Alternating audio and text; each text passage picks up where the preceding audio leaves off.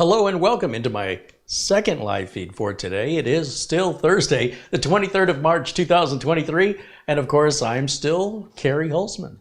I am a little backed up in work and I thought I'd use this opportunity to make another live video to show you how I refurbish the computers I'm buying off of eBay that we're using as giveaways for community members that are military veterans or families in need, people in need, who need a reliable, reasonable computer to connect online. Now, these computers that I'm buying off of eBay are called HP EliteDesk. The EliteBook is a laptop.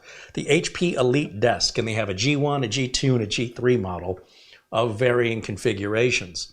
And there are some people on eBay that will sell these for under $100, and there are others who will sell these for $200 or $300. So be aware of your seller.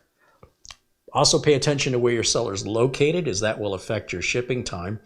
If you're buying, like it's silly for me to buy from an eBay seller in Florida who's got to ship those computers across the country for me to refurbish them and then turn around and send them back to Florida again, since most of the giveaways are going to the East Coast and Florida in particular for some strange reason. If you live in Florida and the seller's in Florida, you might get your unit in 2 days. So what I've done here is I've included a couple of links from one particular buyer. The reason I've highlighted this buyer is because they're a professional PC refurbisher and they have probably hundreds of units. Now, this is a G2 model, which was $5 less.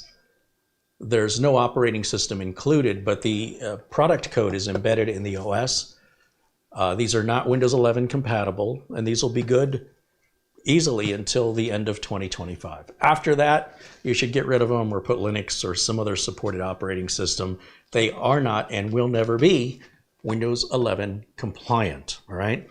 So they're just meant to be something for people in need to get online and communicate with family and friends, watch YouTube videos. These are pretty basic machines, an i5 6th generation chip. So by the end of 2025, when Windows 10 support ends, these are going to be like 10 years old.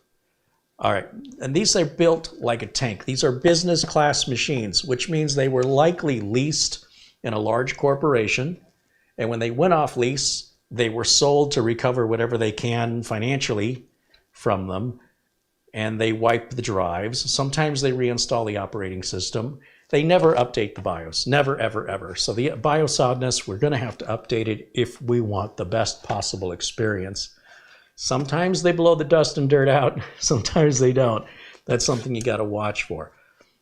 Many sellers on eBay will strip these. They'll strip them of the CPU, they'll strip them of the storage, they'll strip them of the RAM, they'll even strip them of the power brick, and they'll sell them for 35 bucks. So before you hit that buy it now button, because you see such a great deal, it is critical that you read the details of the product description, or you're a victim of yourself. Now, many of these I'm seeing sold without Wi-Fi and without Bluetooth, but they are including a solid state drive, RAM, and small storage. And usually they also have a power brick, but it's important because if they're missing the RAM, if they're missing the storage, if they're missing the Wi-Fi and Bluetooth, if they're missing the power brick, if you have to buy all that separately, you're going to spend way more money than you intended on. So keep shopping. Then look at the seller's feedback. See that they have preferably around 100 pieces of feedback greater than a 96% approval rating. That's my personal limit. Then look at where they're located. If they're far away from you and you're not in a hurry to receive the unit, that's fine. But there are so many sellers on eBay, so many. You could spend hours sifting through the G1s, G2s, and G3s of varying states and conditions in different locations around the United States, all priced differently. And they're not all 6th gen. Some are as old as 4th gen, and some are as new as 8th gen. So the newer it is, the more it's going to cost. Now, in general, the PC refurbishers, they know exactly what they have is worth. You'll know if they're a PC refurbisher because next to quantity, it'll say more than 10 available. If it's just somebody who has one laying around, they're only going to have one. That's usually where you're going to find your bargain, because a lot of times they just want to get rid of it. They don't really know what it's worth. They don't really know what it is, but they can tell you, you know, it's complete. So there is a little bit of risk with this because there's no warranty. The warranty is long gone on these, but because they are built for business, these things are built like a tank. Now, this one I just received in the mail today. I actually ordered 4 from this particular seller, and it looks like they're sold out on the G2, but they have a lot of the G3s. And you're going to need, if you're going to plug this into an HDMI port, most business machines from Dell and HP are DisplayPort only. So you're going to want a DisplayPort to an HDMI adapter. They're under $7 on Amazon here in the US. It's not a big deal.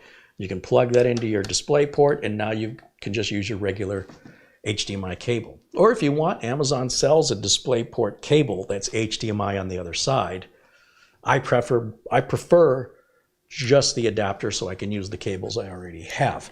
Now, if you've got a VGA monitor, well, then you don't have to buy any adapter. Or if your monitor takes DisplayPort, you don't need to buy the adapter. Now, these just came in. I have no idea if I got what I paid for, so let's explore it together. As I mentioned, these are designed to be in business. And I just continue on about how different corporate America is from this nonsense you see on YouTube. That's not nonsense. It's consumer hobbyist enthusiast level stuff over and over and over and over and over and over and over again. And then peppered in, you might see some business stuff. And why I harp on about it is because the business stuff is serious equipment. It is usually built really, really well. It has an exceptional quality control compared to the consumer stuff. And when it's new, it's usually a bit more than the consumer stuff because it's built better. So when I mean built better, I mean the quality of the build itself. It's very little plastic. The face is plastic on here. Everything else is metal. To open it up, it's one screw right here on the back. You unscrew this, no tools required, and you're going to slide the cover forward. So I have to kind of push it away from me here. There it goes. And as you can see, it is separated there. And I'm just going to lift straight up, and that exposes our internals. Now I'm going to bring this up close, and you can really understand what I'm talking about here. Now, somebody has swapped out whatever was in here with a Samsung, Dell or HP. They didn't put Samsung. This looks like a consumer branded Samsung drive. They're usually 128 gig. Sometimes, if you're lucky, you'll get a 256. If you want to add more RAM, this is your CPU cooling fan. Your CPU is under here. I don't recommend getting under here for any reason whatsoever. This will just lift up and out, and there's access to your RAM. No tools required. You're going to slide this back in. If it doesn't slide in correctly, it's because you got it upside down. All right? So it should slide in really easy. There's a little knob, and it's going to slide into this slot right here. And just be aware of where this fan power cable is. You're going to bring that up. There's typically one on both sides here.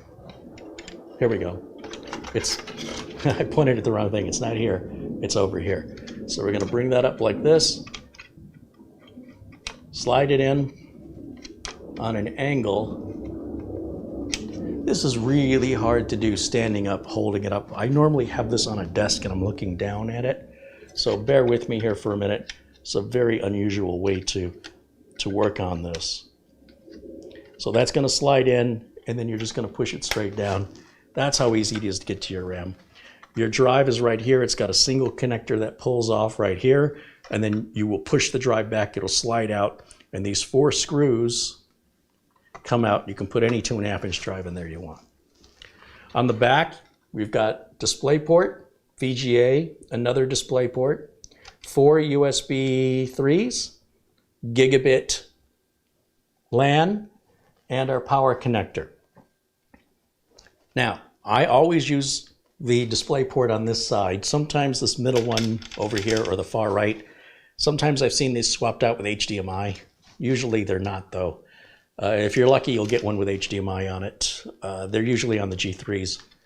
Over on the front, we have two more USB type A, USB 3s, and there is a type C, which is impressive for the age of this.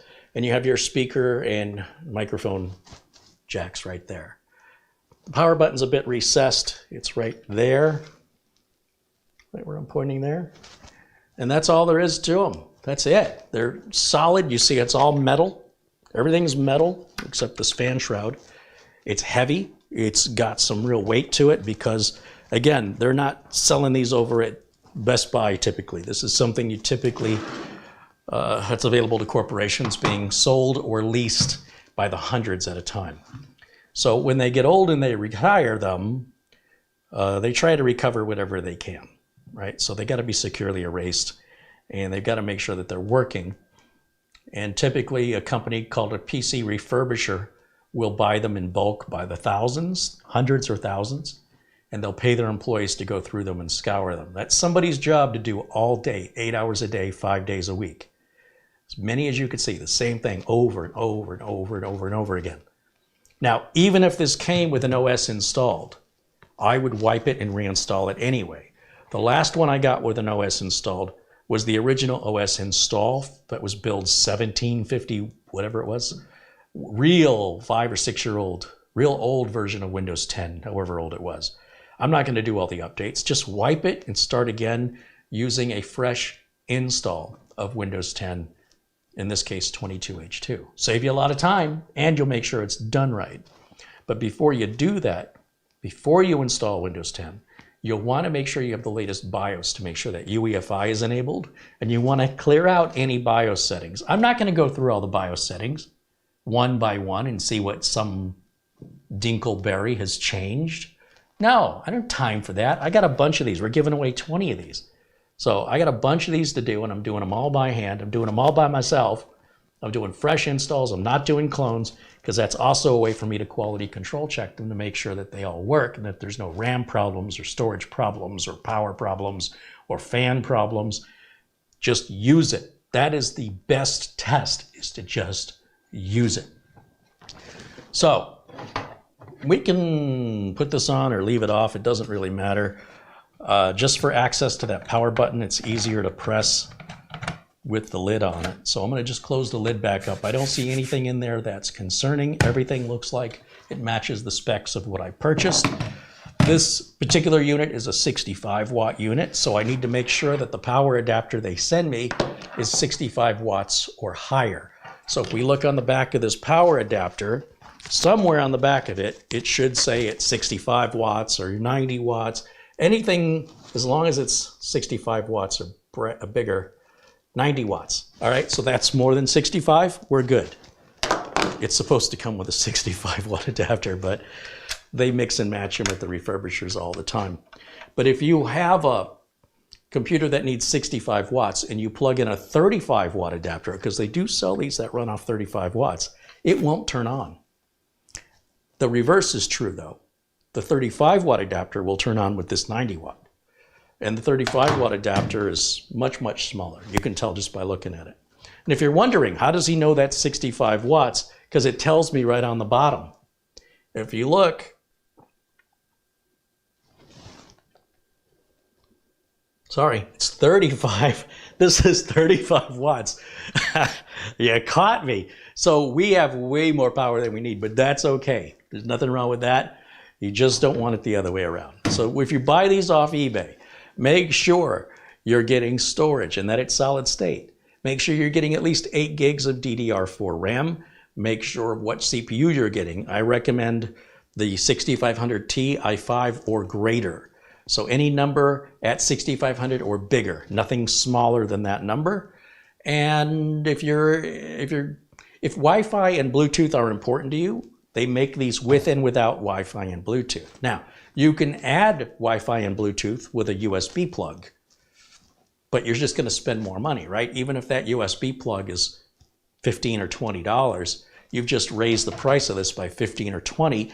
And if you keep raising the price by adding more RAM and adding more storage, you might as well just go buy one of those new mini PCs, because you'll end up spending less money and you'll get a warranty and you'll get a machine that's Windows 11 compliant.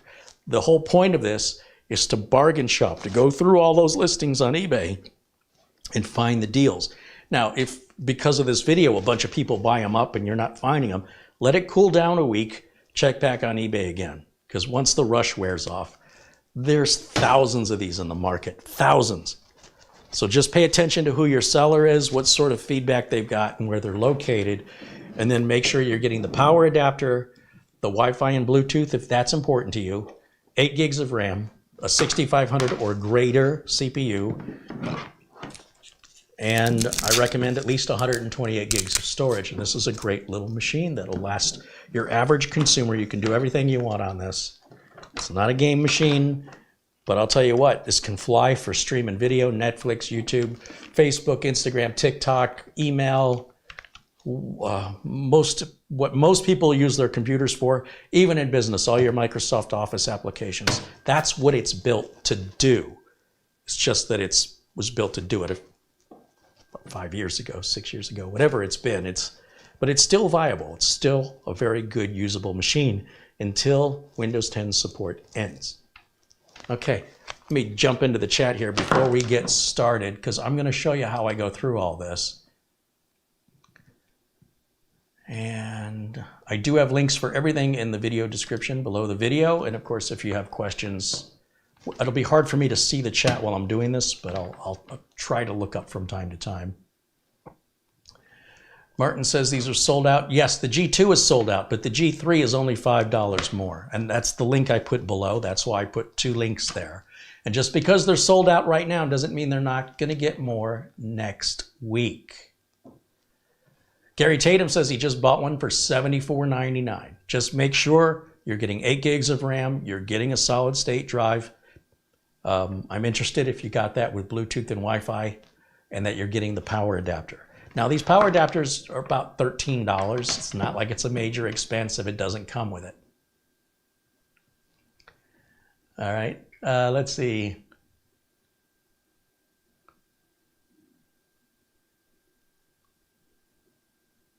I think we're good. I don't see any questions there. So let's plug it in, and I'll show you what I'm going to do here.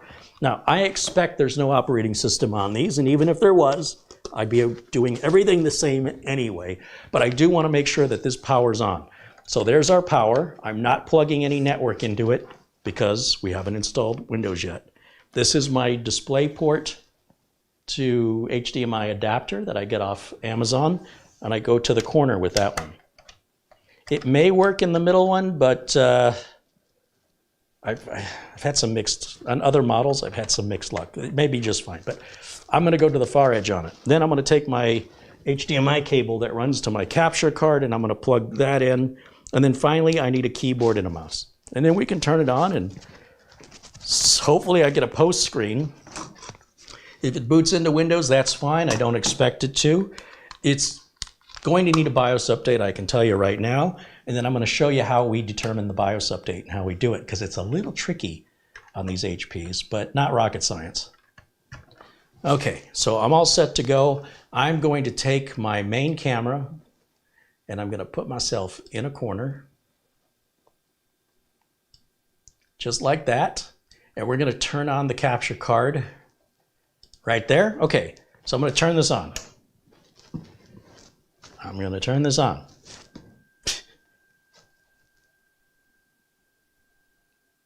There it goes. I don't see a power light on the front, so it's kind of freaking me out. It didn't boot into Windows. It's giving me some kind of diagnostic. I'm going to go to exit. Yes, I'm sure I'm on exit. And now it's trying to boot from the network. Okay, so what that tells me is this drive is wiped completely clean. There's nothing on this drive. But when I first turned it on, did you notice the BIOS version? I'm going to quiz you again to see if you're paying attention.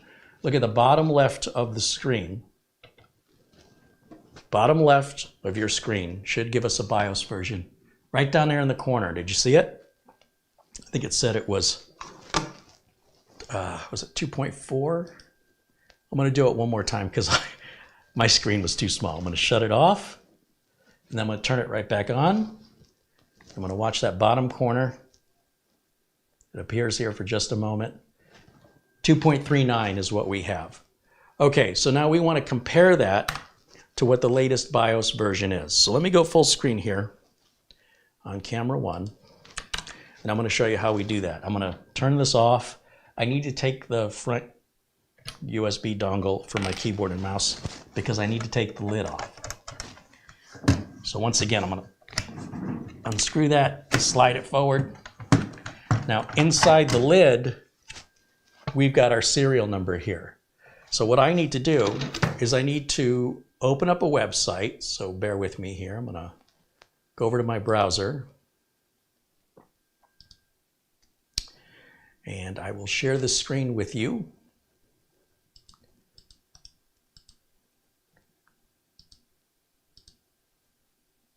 There we go.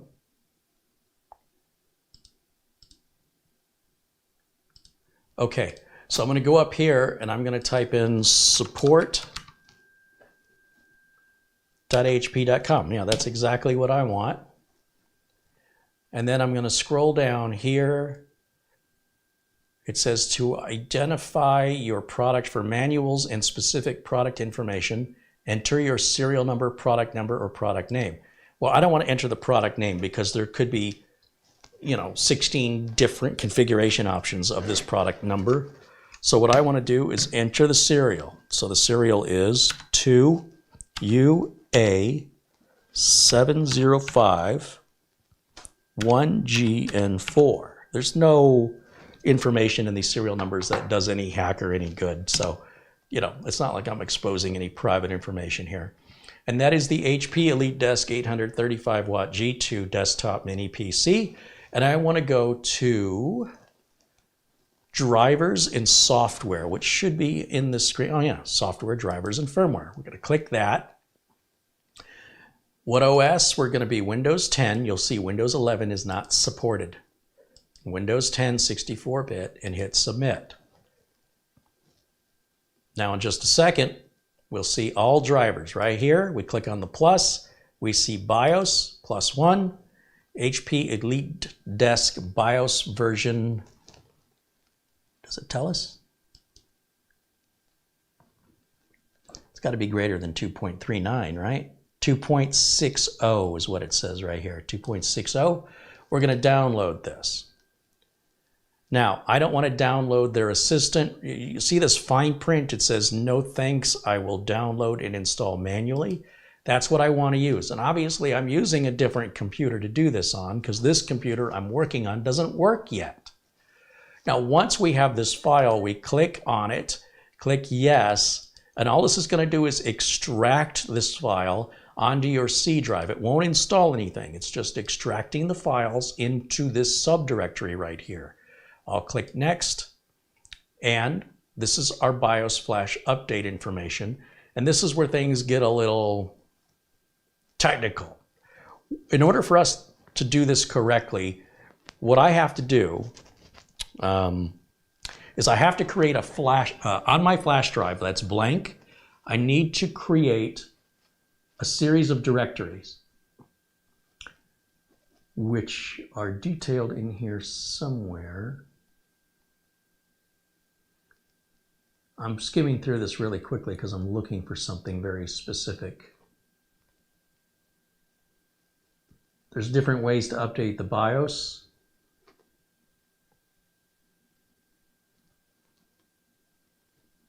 Here it is. Update the BIOS using local media is what we're going to do. It requires we're going to make a directory here called Hewlett-Packard. Within that directory, we're going to make another directory called BIOS. Make sure you pay attention to how it's capitalized. Do it exactly like it shows you. Once you've made the directory called BIOS, go in there and make a directory called new. So let's do that. I am going to open my File Explorer, which you guys, I guess, probably can't see. And I'm going to plug my flash drive. Hold on a second. Let me show you what I'm doing here. Let me go to camera 1. I'm going to take this blank flash drive, which is formatted as FAT16, or it's formatted as FAT or FAT32. If it's NTFS, it probably won't read it. I'm going to take this, I'm going to plug it into the streamer here because this is what I'm using.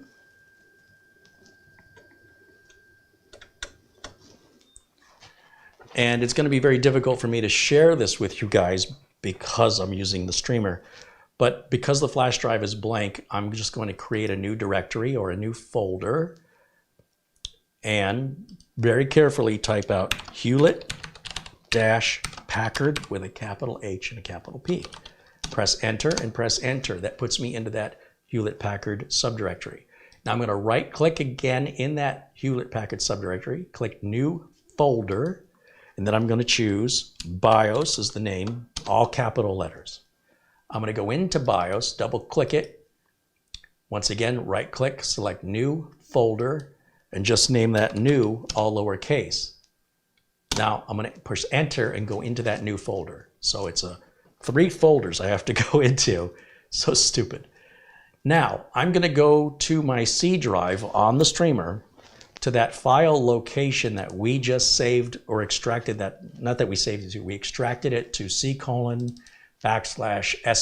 setup. And in there is a file called, in this case, SP144, is it 261, 281?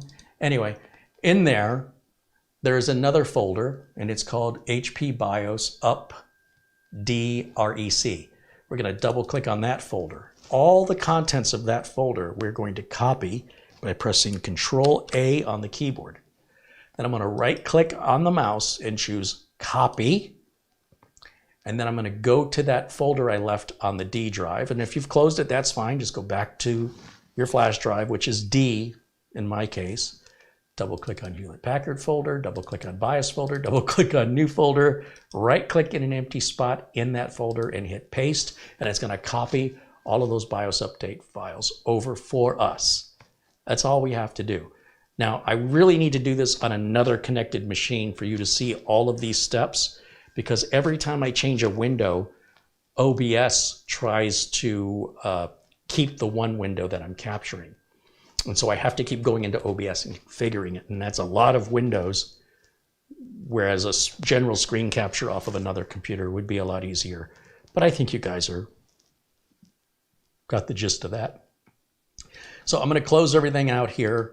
And you don't need to safely eject flash drives anymore. Just reach around, pull that out, and we're going to place it into this computer. Now, I don't need this cover off anymore. Like I said, with the cover off, you need something to poke the power button. You can't reach it with your finger.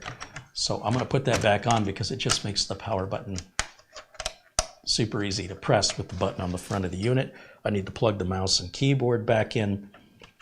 And it doesn't matter which USB port, if you want to use the front or the back, just plug the flash drive that we created in. Now I'm going to bring us back over to the window capture card.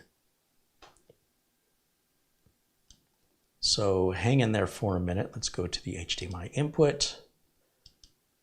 Okay. Now I'm going to turn this on. And I'm going to press F1, F2, I don't know, something should bring up the BIOS. Okay, we're back at this. I'll hit exit. I'll go to yes. And then I'm going to go right down. Oh, I didn't want system information. Whoopsie. That's what I want. I hit escape and now I'm at the main menu. Very last option here.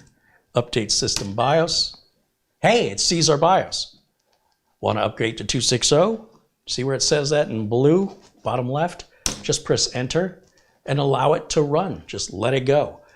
Don't power it off. Don't mess around with the keyboard or mouse. Leave it alone.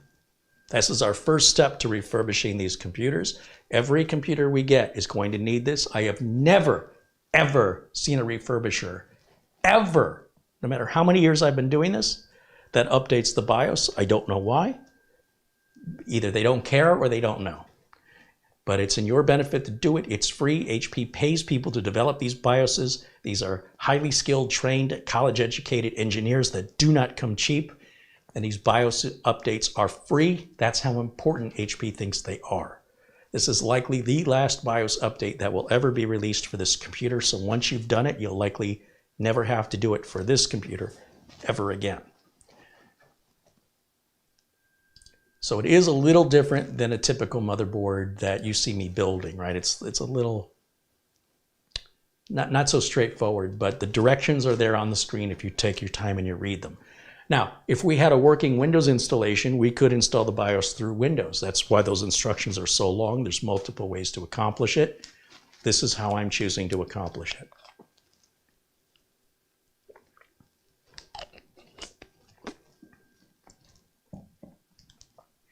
Donald Plastic said, don't have a lightning strike now, right? Actually, here in the desert, I think I've lost power in this location maybe once a year, and we're not in a storm. So I don't think that we're likely going to have a lightning strike. Although that would be a real concern if it were raining outside or if it was stormy outside. Unless you're plugged into a UPS, I would advise you to do this when the weather's nice and you're not expecting a power outage. Because if you get a power outage while this is updating, you could brick the whole thing and it's out of warranty and you broke it. There's no sending it back. You did it. That's why I emphasize leaving it alone. It's an important process. Now, it does turn itself off after the update, and you might freak out. It turned off. It's not turning back on. You have to be patient. It will turn itself back on when the update is ready to continue. Do not interrupt it. If you're the kind of person that can't stand it, leave the room. You see, it just turned itself back on. It was off for quite a while, and it's still not done yet. And that's why it's so important you leave it alone. This is no joke. If you can't do this, then don't do it at all. Maybe have somebody else do it for you. This is critical that it's done properly. Now, this could take quite a few minutes. That's normal, and that's why I say if you're somebody who can't stand to sit there and watch it, leave the room. Go watch TV for a half an hour. This is as patient as this is as patient as a stone. This will wait for years for you to come back. All right, that's how patient it is. So if you need to just give this a couple minutes. Now we've done that, and you see it's trying to boot, but it still has no bootable operating system because all we did was update the BIOS. So I am going to turn this back off. I'm going to remove my flash drive. We're done. We never have to use this again. You can erase these files. You'll never need them again. All right, we're going to turn this back on. One more time, I'm going to get back into the BIOS, and I want to reset all the defaults in the BIOS because I don't know what Dinkleberry did in there. Dinkleberry caused me all kinds of problems, so I don't want to mess around with it. Now, if we look at all of these options here, I don't want to go through every BIOS option step by step. It's a complete and utter waste of time, and I've got 20 of these to do, okay? So what I want to do is simply load the BIOS defaults, and for anybody to think that they can outsmart the BIOS defaults, good luck to you. You live with the consequences. Sometimes the consequences are not immediately noticeable, but when they happen, and then you go through all the frustrating and time-consuming troubleshooting of your Windows and your registry and your virus scanning and your hard disk checking and your RAM checking, only to find out eventually that you're the one who made a change in your BIOS because you thought you were making things better until you made a change on the computer. Months later, you totally forgot about that. You think your computer's bad. You think Windows bad. You're the one who's bad. Just load the default. So I'm going to scroll down. I don't know if I'm making that clear enough. BIOS setup is what we want. And then we're going to scroll to apply factory defaults and exit and press enter. Are you sure? Yes or no? Yes. And then it's going to take a minute as it processes your requests, makes those BIOS changes, and once again will attempt to boot and not find anything bootable. That's what it's supposed to do.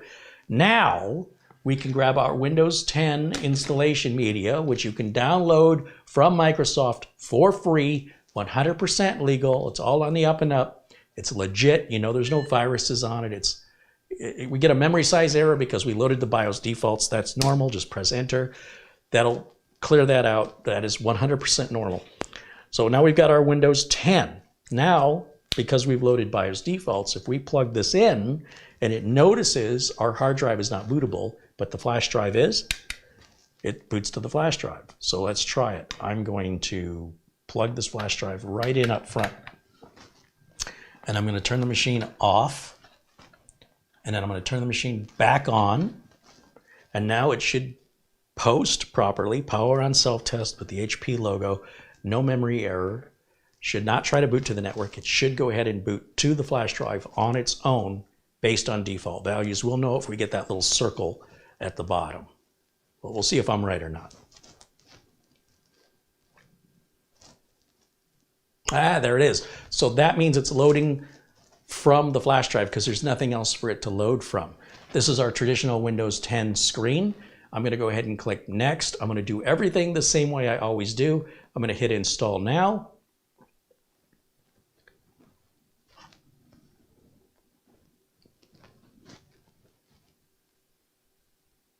This takes a minute. This is all very routine. It's very boring for me. So I'm trying to get through it quickly. You have to agree to the end user license agreement. Always choose custom install. You see it does see a 256 gig drive with no allocated space. It's all unallocated. Perfect. That's where we want to install. Hit next. That's it. Now Windows 10 is going to make the partitions it needs, copy over the files it needs, and then reboot and begin the Windows 10 install. It's that easy. We're not going to enter any product key. It's not even going to ask us what version of Windows. Did you notice that? It didn't ask what version because it's embedded in the BIOS. It knows that this is Windows 10 Pro or Windows 10 Home, depending on what's in the BIOS. You can't change that on the install. Now, if you have Windows 10 Home and you want to upgrade it to Windows 10 Home, take the $20 and flush it down the toilet. Because if you do that, you've just wasted $20. There is nothing a home user needs off Windows 10 Pro that Windows 10 Home doesn't also do.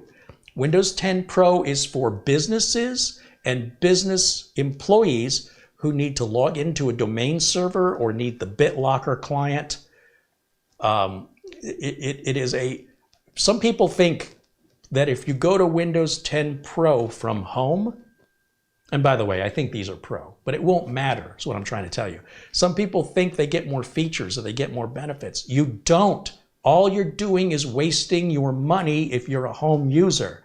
If you use BitLocker, good luck to you. Good luck. Because when you forget your password or you lose your BitLocker key, you're done. Your data's gone forever. Forever. No joke. Nobody's getting it back. It's done. So unless it's absolutely required by, FINRA compliance or other business compliance where an IT department is maintaining those keys, I highly recommend home users stay far away from BitLocker. You will eventually, statistically speaking, you're going to eventually lock yourself out of your computer and nobody will ever be able to get you back in.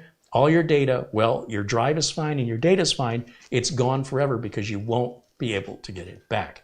I don't recommend playing with it. So if you have Windows 10 or Windows 11 Home, you will receive zero benefit to spending money and going through the time and effort to upgrade that to Pro. If you have Windows 10 or 11 Pro and you're a home user, it's not going to hurt you to have it, but it doesn't make any sense for you to upgrade to it. When I install Windows, I always install the Pro version because it costs me $3 more and I just buy one version. I have one inventory SKU.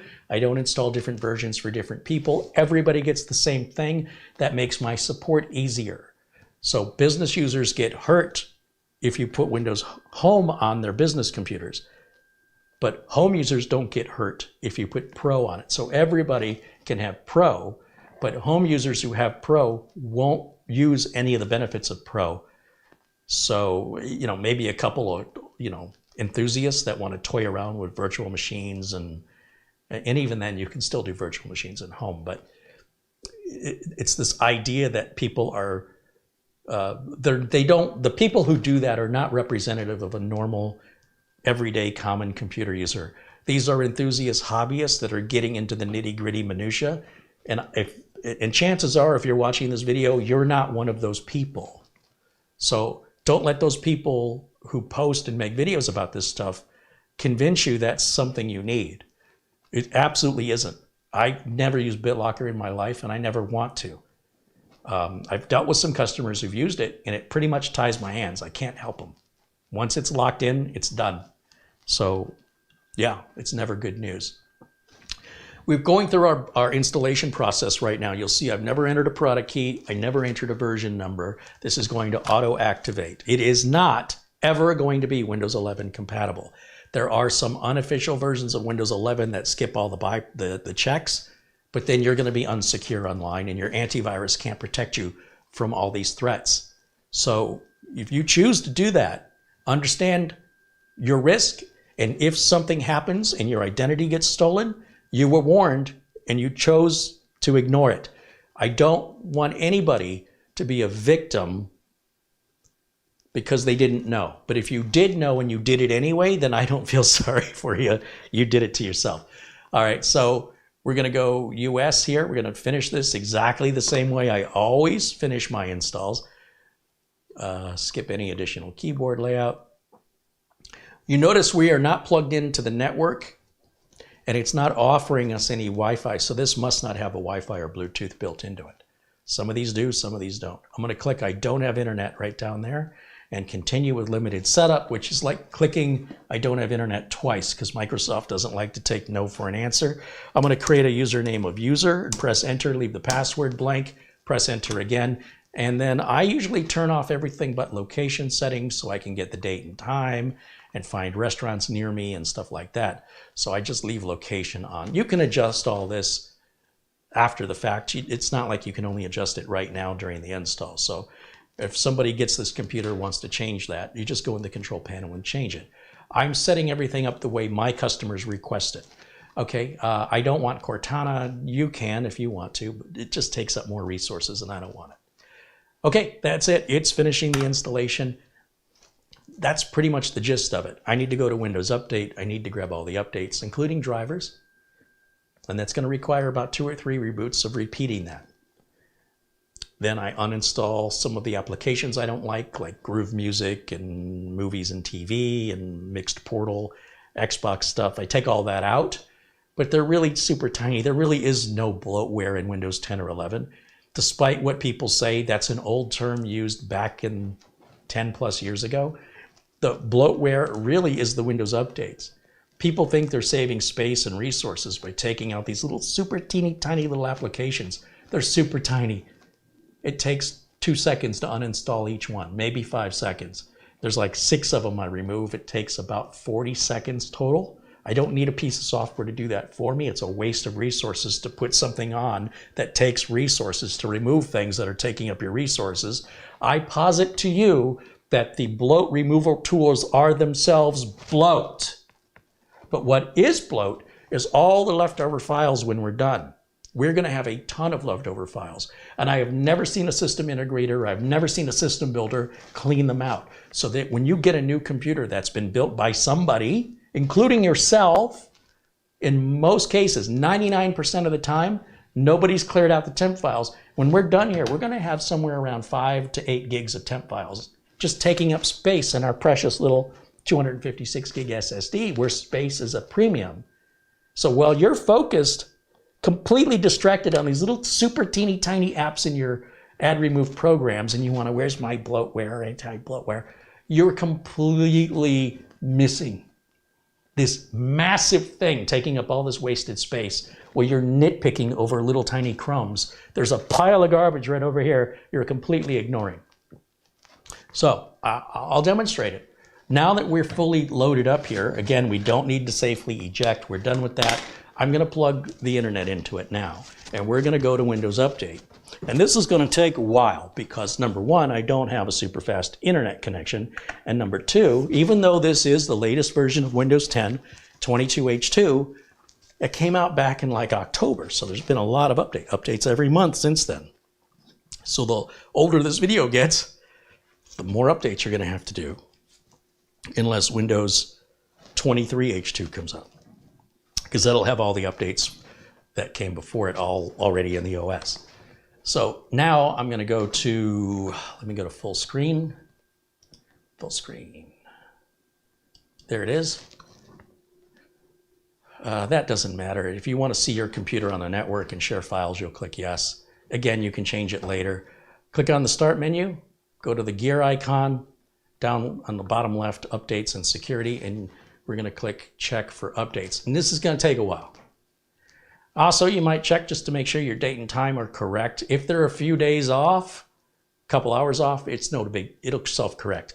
On the other hand, if you're off by a year or more, or many months, Windows Update may not work. So I don't check this date and time unless Windows Update doesn't work.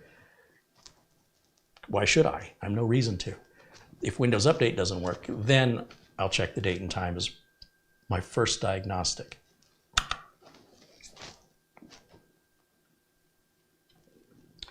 Is this an OEM version of Windows? It's not a retail version of Windows. This is a version of Windows that I have a video that shows you how you can grab it. It's very simple. Go to Google, type in download Windows 10. And one of the first links, if not the very first link, should take you to Microsoft.com. And Microsoft will walk you through the process of downloading an ISO image or creating a bootable flash drive or bootable DVD drive. And all you have to do is download the Media Maker tool and execute it, or just watch my video on how to do that. It's so easy. Microsoft walks you through it, and you know you're getting the official version from Microsoft.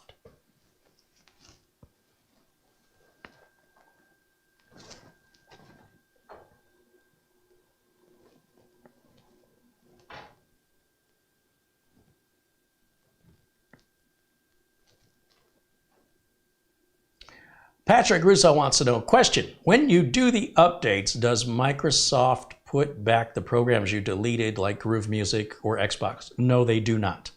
You might get that if you're going from 21H2 to 22H2, but just getting the updates off like I'm doing here, no.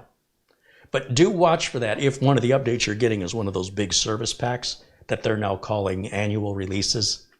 They keep changing the terminology over the years. It could possibly add that or something different. Obviously, your Internet Explorer is going to change, or what do they call it now? They don't call it Internet Explorer. I don't even use it. I use Google Chrome. But, you know, I don't care. Microsoft keeps changing the name for the same thing.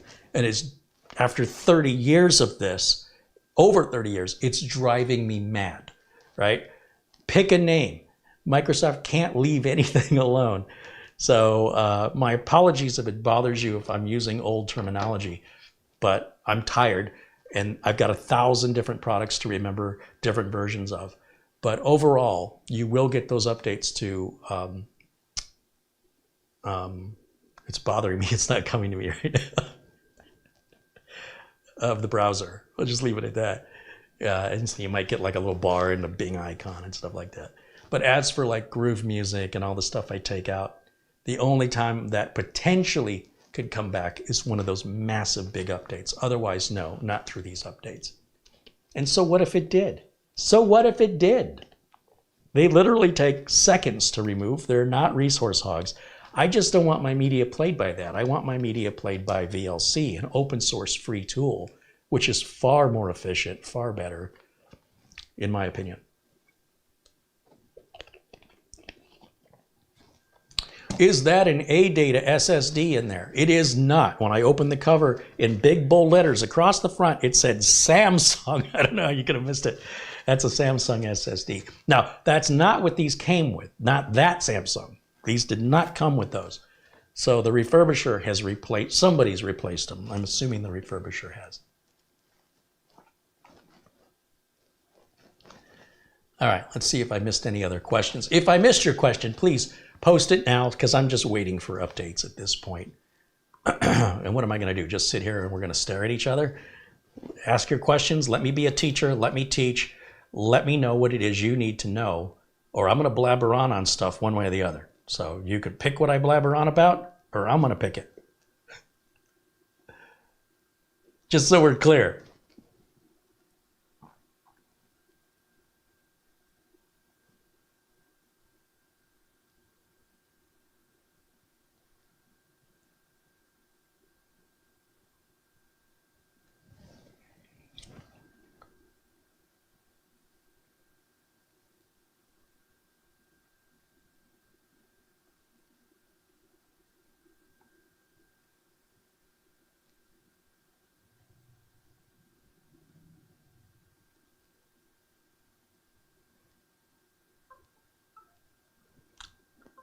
Oh, there's a little speaker inside of there. I'm hearing sounds going off. That's interesting.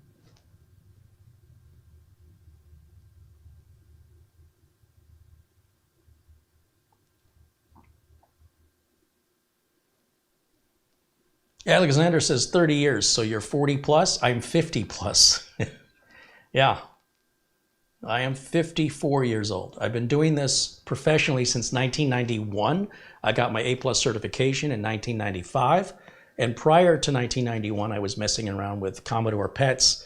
TRS-80 Model 1 was my first home computer. Atari 400, Atari 800, 800XL, 1200XL, 130XE. That was, oh, I loved it. Just lived it up. BBS's 1982, 1981, I think, my first computer. And I've never looked back. Every day there's a computer in my life. Yeah, a long, long time.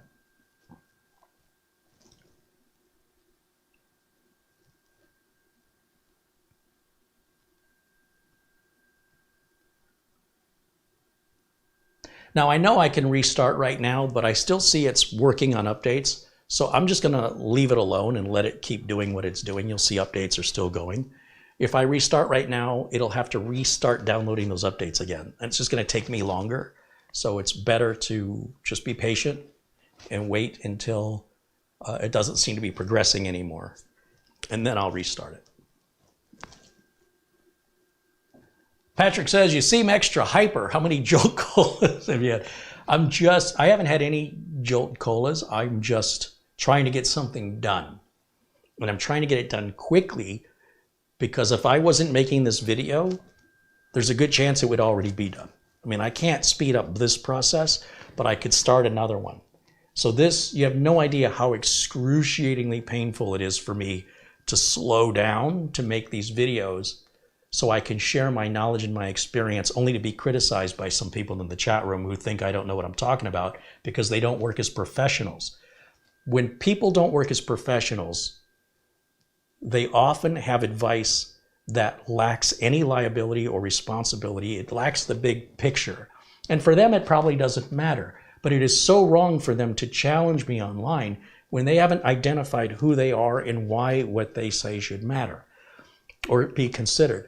And it's extraordinarily frustrating for me to take time out of my day to try to rush through this because it's going to slow me down, only to have some people in the chat room who've never made a video use a fake name and want to challenge me. I have to tell you, it gets old. So to those people, make your own videos and you show me, okay? If you know so much, let me see your videos, or this channel isn't for you, all right? They're free. The videos are free. Take it or leave it. I've been doing this over 30 years. I don't know everything, but I am held accountable for what I do. You are not. So when I offer advice to people, it's out of the kindness of my heart. I'm not doing it for criticism. I get enough of that from my own brain. I'm pretty hard on myself. I don't need anybody else to jump in and, bang on me. But there is nice ways that you can make suggestions. Certainly, I'm always open to ideas and concepts. What I love about computers, what really drew me is that there's no really one way to get something done. You can do something multiple different ways, and they all get you to your goal. You use your way, and I'll use mine. But when customers are paying me, if I screw up, I have to fix it for free. And if I'm fixing it for free, it's taking my time away from another paying customer. It's costing me money and it's pissing the other customer off. They have to wait longer. So you have to understand my thinking is very different from most of you watching who don't have that amount of pressure on you. Now, these computers are going to be giveaways, but nonetheless, I treat them the same as computers people are paying for. They go through all the same quality control checks. They go through every bit of nitpickiness that I go through for liability reasons, even though there is no liability in these. It's how my brain is wired because I'm in business professionally. I'm not sitting at home as a tinkerer. Do what you want if you're at home as a tinkerer, but please don't advise others without warning them of the possible consequences. But why would you do that? Because you're not held liable. Why do you care? And that's what fuels me to make these videos. It's those people who think they know so much, who have not identified themselves, they have no content, and they want to challenge a known expert in the field, you know, I might look up to you if I knew who you were. But if I don't know who you are, you're just being a pest. So it always gets under my skin because it's uncalled for, unjustified. If you don't like the content, if you don't agree with the content, do us both a favor, go somewhere else. The videos are free. So I really want to have a very kind community here. On the other hand, if you have suggestions and kind recommendations, please say so. But you know, when you write it, put a little thought into it. Otherwise, you might find yourself banned. So this is what happens when I open the channel up publicly. Sometimes you'll see I restrict access to the chat room because of the harassment, right? It's as though people are paying for something and they're not getting what they paid for. They get all angry. It's like, you didn't pay for it. You don't like it. I don't owe anything to you, except if you're my supporter. Now, if you're my supporter and you've got a bone to pick with me, well, then I know who you are. And then your comments are obviously more important to me. Comments from strangers don't really matter. Even if they're nice comments. Hey, your content's great. Okay, but I still don't know who you are. If some channel, if somebody I admire, some channel bigger than mine, has a nice thing to say about me, I'm going to say thank you, right? I appreciate it. If it's a complete stranger, I mean, sure, I appreciate it, but you know, I could log in as a stranger and leave myself a compliment. I'm just saying, it could be my mother. I don't know. So this is what I have to do as a content creator that a lot of people have no idea they want to be a content creator. They don't realize what they're getting themselves into. So let me see. Hello. Hello. Hi, everybody. Camera girl has arrived. You're late.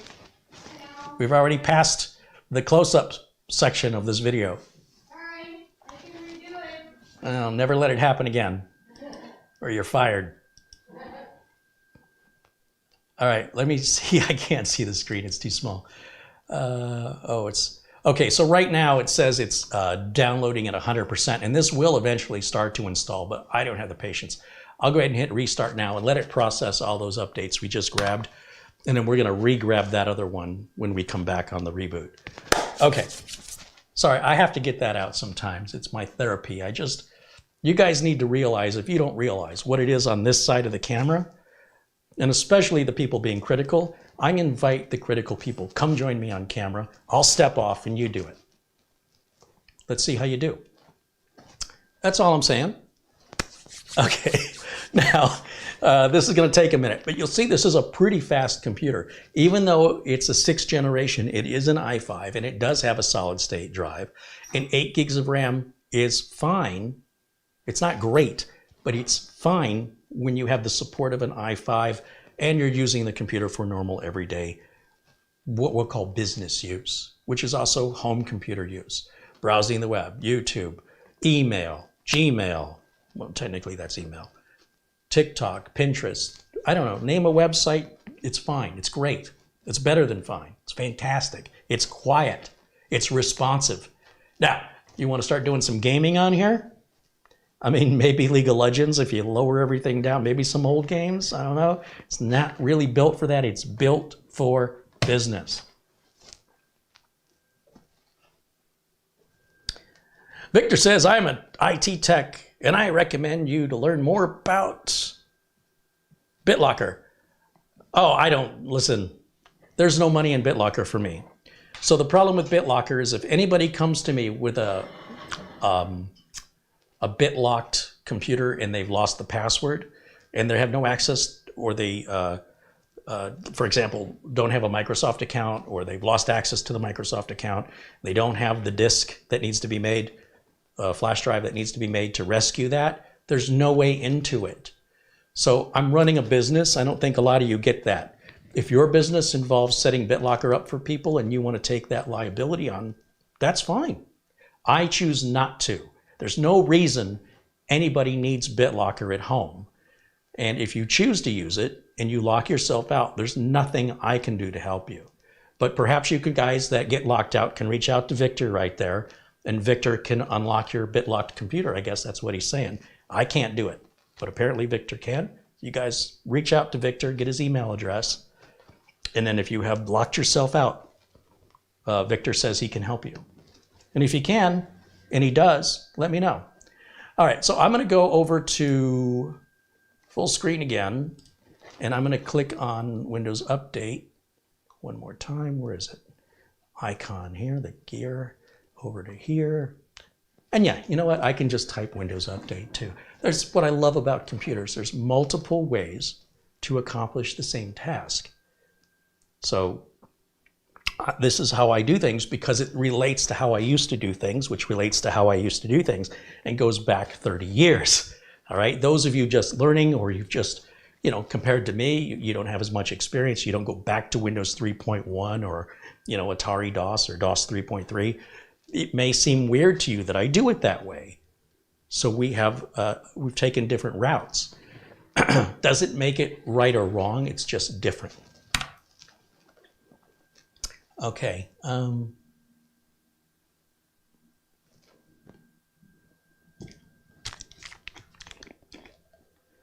Troll McTrollington says, I got that type of PC, just the small desktop version of that said HP with an SSD for my cousin-in-law's grandma. my cousin-in-law's. Okay. I can't process that right now because I couldn't stand watching her use a Pentium 4 with Windows 10. I used a Cronus to clone it. Yeah, there you go. Whatever works, man. Roy says, I am not fond of HP. Well, HP is kind of a Jekyll and Hyde. That's really what should be the name of the company, not HP, JH, J&H. Because on the cheap end of consumer products, HP makes some, in my opinion, real junk. But when you get into the business class machines and the laser printers, forget the inkjet and the bubble jet.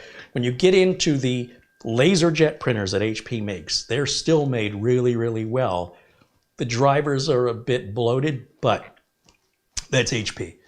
This HP, and especially other business class HPs, are built to a higher standard, and they're generally not sold to the public. That's why you have to get these off eBay. You're not typically going to find these at Amazon or Best Buy. At least not new. I mean, most of the HP laptops I'm seeing from consumers, I would never buy. But I did see one that impressed me, and it was a student that was going to school, and it was after the pandemic had sort of been in force for a few months, and they wanted the students to work remotely, so they gave them these used HP laptops. And when they told me, hey, can you reset this laptop for us, the school gave it to my son. And this was a college. It wasn't like an elementary school. And I was like, oh, here we go. And when I saw it, it had access door for the RAM, access door for the hard drive. Everything was super easy to get to.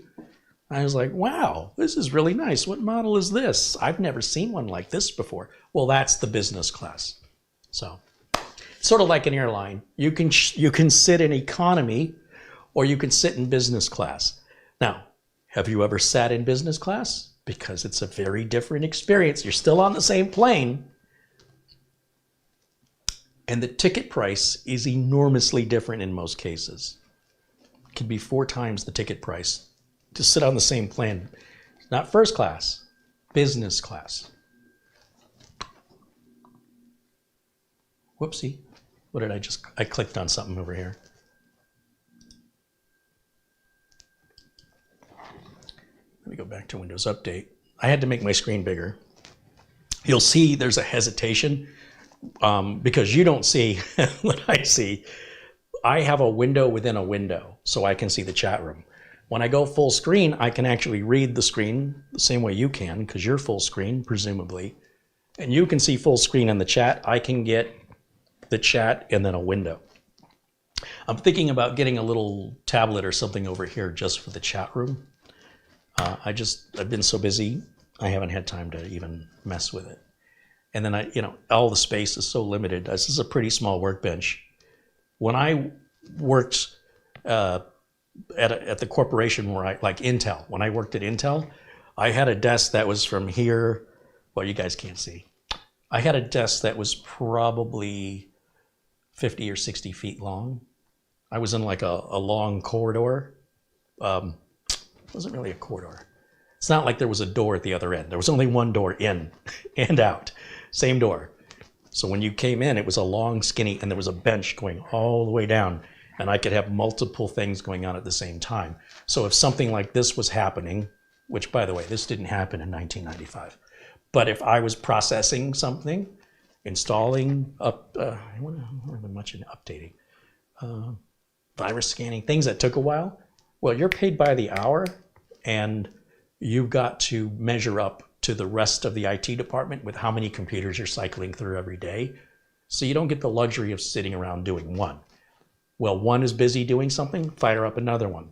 If you're waiting for that one to boot, because we used to wait in those days, fire up the next one. So I might have 4, 5, or 6 during any work day, and my goal was to get them all wrapped up by the end of the day.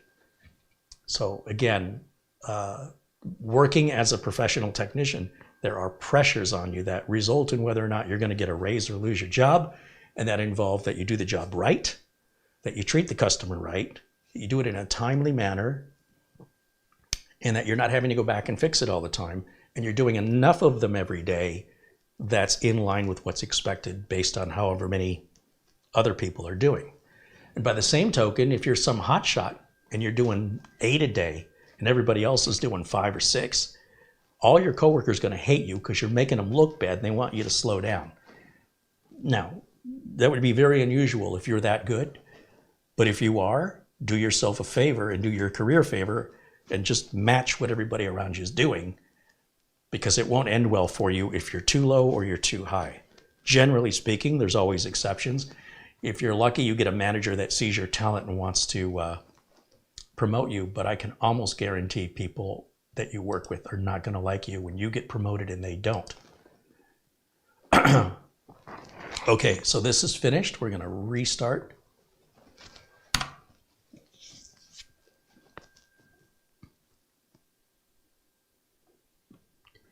When was the last time I got a raise? I'm self-employed, so if I want to make more money, all I have to do is do more work. It's up to me how much money I make. If I don't make any money, if I have to lose my job, that's my decision or the results of my decisions. If I want to make more money, I can choose more profitable jobs, or I can choose to work 15 or 16 hours a day. That's all on me. Nobody makes that decision for me. And I love that. You have no idea. I love that.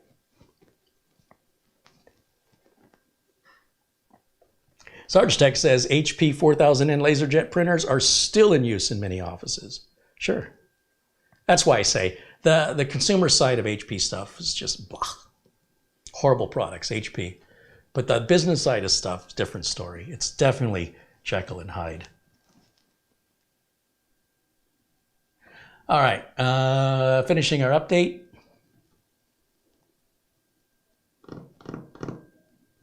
Roy says, I was trying to give you a hard time. So stuff like that's really hard to convey, in a chat room. I don't know if you're kidding. I don't know if you're serious. I don't even know who you are, right? A lot of folks that watch me feel like they know me, but it doesn't occur to them, I don't know most of you. So before you act too informal, maybe just take a minute, introduce yourself to me. Maybe give me a chance to get to know you.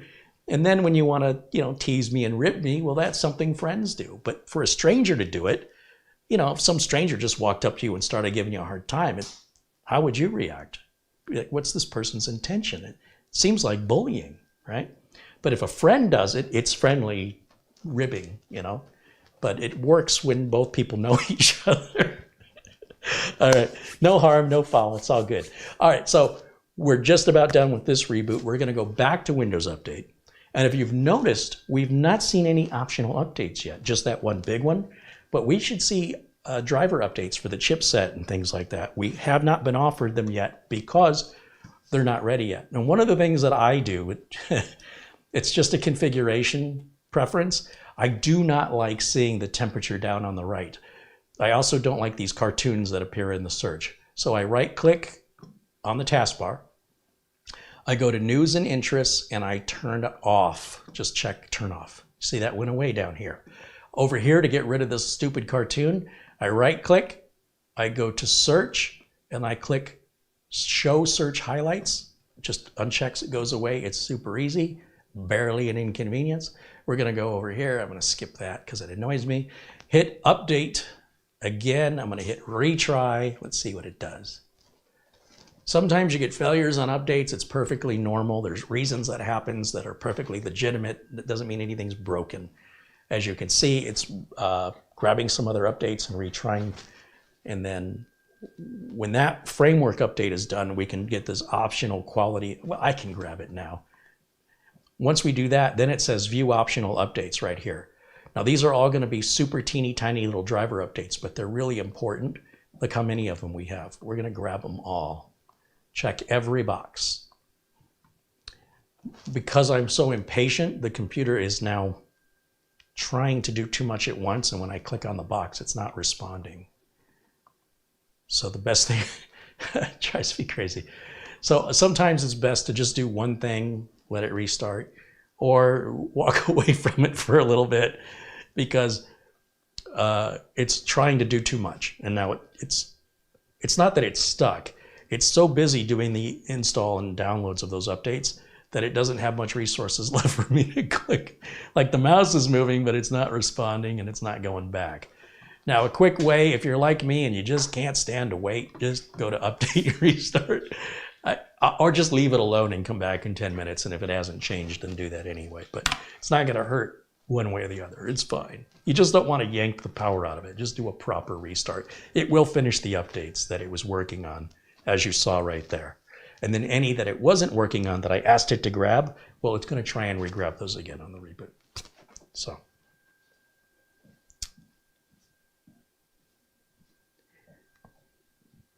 So, you know, it's Windows 10, it's not Windows 11. This is not a Windows 11 compatible computer.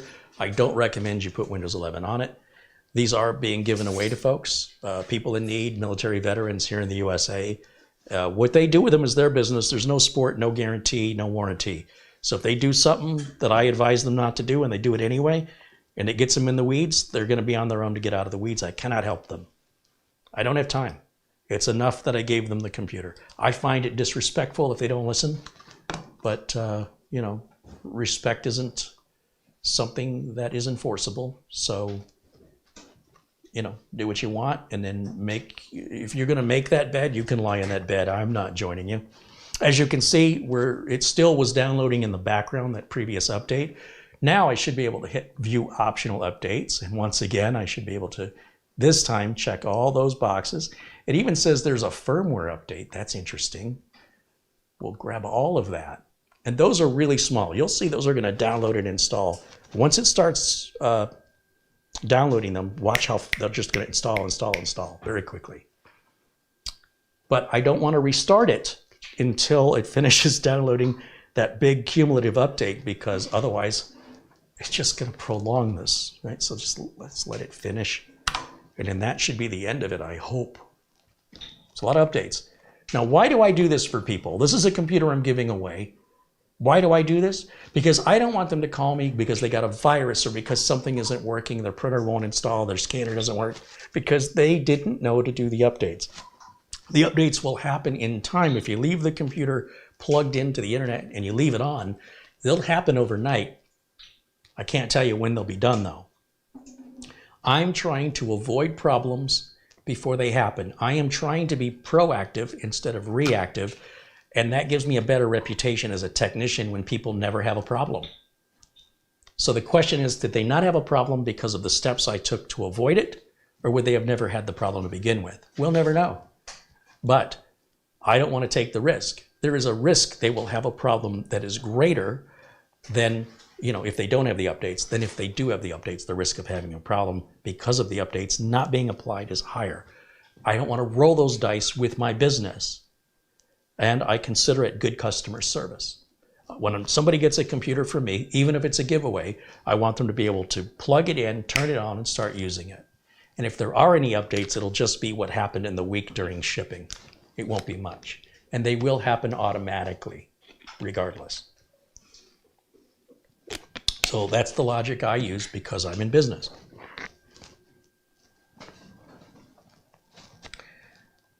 Nutty says you should get into smartphone repair. No, thank you. No, thank you. It's far too detailed of work. You're going to need basically massive magnifying glass. You're going to need specialty tools. You've got to be very careful not to break the glass. If you break the glass in removing it, you will have to replace it at your expense. And there's too many different models. There's not enough money in it. I will gladly step aside and let somebody else do that menial work. I couldn't be bothered to work on that stuff. It's all really glued together and meant to be disposed of. You're taking something apart that was never intended to be taken apart. You're taking something apart to fix that was never intended to be fixed. And if you enjoy that, have at it. More for you. And I have to tell you, that stuff doesn't get easier when you get older and your hands don't work like they used to, your eyes don't work as good as they used to. Candy doesn't taste as good. I don't know why this isn't, it's downloaded, but it's just sitting here. So again, it will eventually start to install. I've run out of patience, so we're gonna just go ahead and apply those driver updates right now. And then when it reboots and we go back to Windows Update, there shouldn't be any hesitation for that to begin installing. Something is happening in the background that it's waiting to complete before it begins the install. And so by rebooting it, I'm forcing that to happen. Is that actually gonna take me longer than if I'd have just left it alone? We'll never know. But it satisfies me. I didn't see any firmware update happen that I downloaded. It said firmware update. I didn't see it. So I don't know what that was. Once again, back over to settings and back over to updates. And you can see what a tedious process this is, right? But this is a great way to verify that the machine is working like it's supposed to, that the RAM is working, the drive is working. If I simply clone these machines, I wouldn't necessarily know. And so when somebody gets it and they have a problem and they got it for free, who's going to pay for the 50 or 60 bucks to ship it back to me? And then I'm going to have to pay to ship it back again. Now this $100 computer just became a $200 computer, and somebody is inconvenienced when they were looking forward to it. It's just a nightmare. So if I know everything is installed fresh and clean, then that's a good quality control check. And because there's really no moving parts other than the CPU cooling fan, these particular computers are basically bulletproof in such a way that FedEx, UPS, or whoever you're choosing to ship, if you do, a modest amount of bubble wrap and put it in a double-walled cardboard box, they would have to drive a forklift through the middle of it to break this thing. So the odds of it arriving without damage are much, much higher than a traditional desktop with a big, heavy heatsink on it that can break off, or RAM that likes to pop out of their sockets, video cards that pop out. Yeah, I'm just so done with that. It's very difficult to try and diagnose that from 2,000 miles away, and the customer isn't looking at the right thing, so they're not describing what they're seeing properly because they don't know where to look, right? It's not their fault. It's frustrating. And it's probably something very simple, but I can't see it. These pretty much, they're going to arrive 100%, no problem. You're going to plug it in, you're going to use it, it's good to go. They're built like a tank.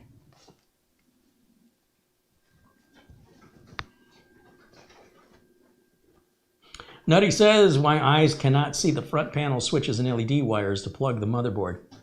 Yeah, well, I mean, that's why I have these glasses here. These are just magnifiers, right? Readers, cheaters, whatever they want to call them. And every year the prescription gets a little bit stronger.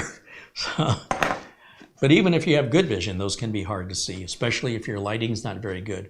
And anybody can get a pair of readers from the local drugstore or Walmart for a couple of dollars, and it's just little magnifying glasses you're wearing.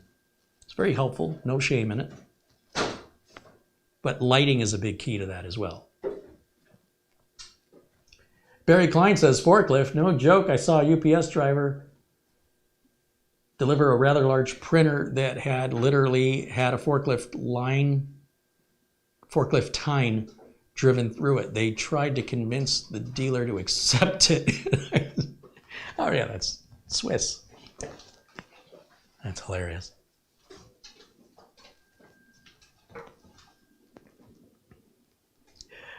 Roy mentions you can take a cell phone picture if you're working on something small. take a picture with your cell phone and then make it larger and you can see it that way. That's also a great tip if you're taking something apart and you want to remember how it goes back together.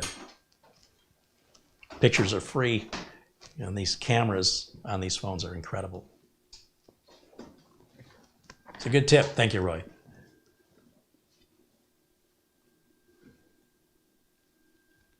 Administrator says, having to be subscribed for 1 minute to comment is arbitrary and disliked. Yes, well, that's because of the spam and the bots. And unfortunately, this is what I've had to do to tone that down. And I'm sorry you don't like it. If you have another way that I can keep the spammers and the bots and the harassers discouraged from coming into a live chat room on a free video that you're not entitled to, I would be very interested in what your solution is, because I've been trying to figure this out ever since I've been going live. You know, it just lets anybody in. So I thought, at least if they're going to harass me, I can get a subscription out of it, you know? And that has really been the biggest resolution to the problem. I invite you to create a live video. And if you're lucky enough to attract attention to actually get viewers who participate in your chat room, good luck to you, because the more popular you get, the more people will use your popularity as an advertising platform for their agenda, or to insult you, or to tell you, as a complete stranger who has been invited to your platform for free, to tell you that they don't like your process. That is the thank you you can expect. So if you have a solution that I haven't considered, I'd love to hear it. You know, the alternative is I make these videos all pay, and then the only way you participate is if you pay. That guarantees no harassers and no disrespect to people coming in who feel entitled that they're not getting what they think they deserve when they haven't paid anything for it. So at least if you pay me for it, then I'm more interested in your complaint.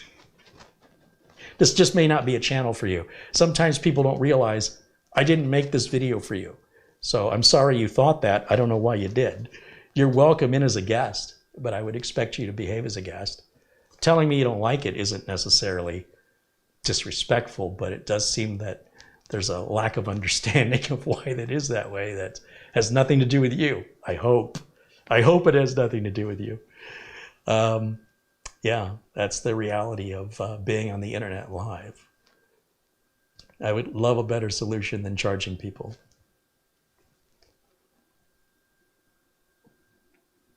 I just tell it as it is, man. I got nothing to hide. I'm not trying to take advantage of anybody. I'm just tired of being a public punching bag from people who got no beef with me. You know, I don't know who these people are. They come in, they start harassing, they start spamming. They got nothing else better to do. They laugh, they think it's funny.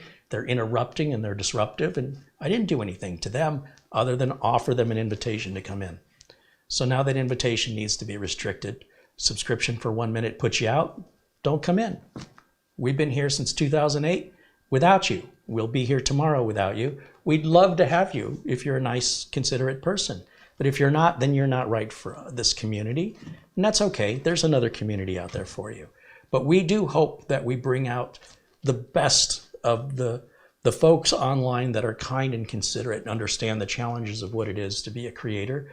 And all you have to do is be kind and supportive. That's all. And you know, hitting that subscribe button costs you nothing, and it's a nice way to show support in exchange for absolutely free content. I have over 30 years of experience that I voluntarily choose to share. I don't have to. I could switch this off and never make another video again. My paid supporters, I can't thank them enough, because these videos, they cost hundreds of dollars to make. This computer that sits in front of you was $100 plus shipping and tax. And I've got 20 of them. That's $2,000. It's about $2,200 after sales tax. And then when I ship them, they're going to viewers for free. So that's going to cost me about $50 times 20. You're looking at another $1,000. Where's that money coming from? It ain't coming from YouTube. So it's because of the wonderful community that we have here that we're trying to protect it. We're trying to keep people who are good people from being harassed by people that have no investment here. So that's why it is that way. I understand if you don't get it. I totally understand. You're accustomed to the brainwashing of the infomercials you see on YouTube. You're not accustomed to something honest that's not trying to sell you something. So I get it. It's very common.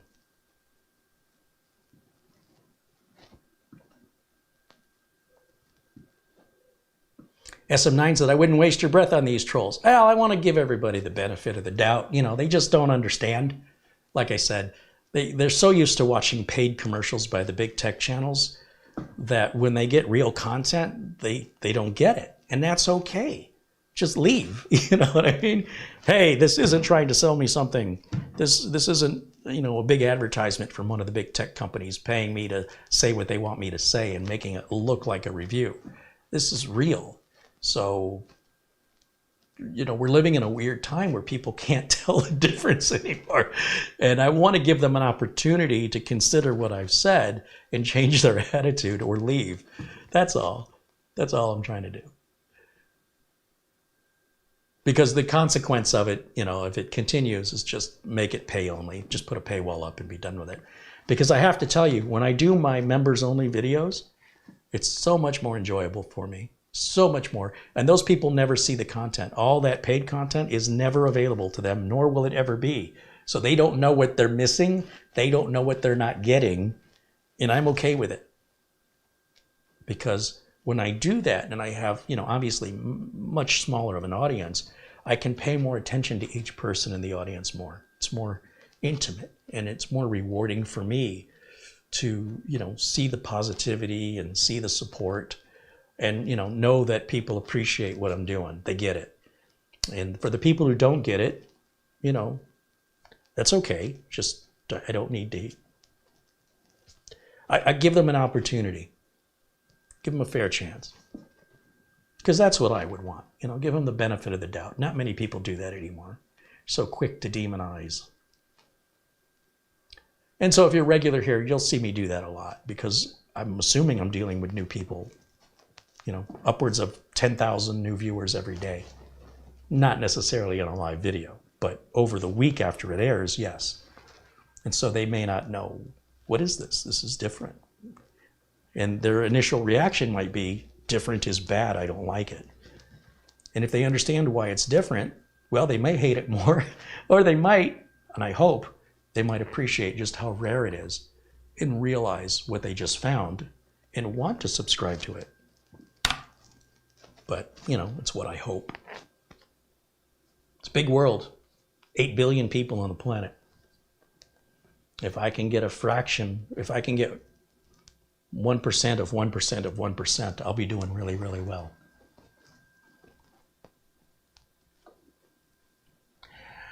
Nev Well says, I love the ethos of your channel. So fair to all who want to be educated in a friendly place. And I am trying to keep it free. I'm trying. People do make it hard, and that's why I'm experimenting with the members only. And thank goodness for those members, because I'm making twice the amount of content now because of the memberships. I wouldn't be able to, you know, unless I was just a talking head, it wouldn't cost me anything.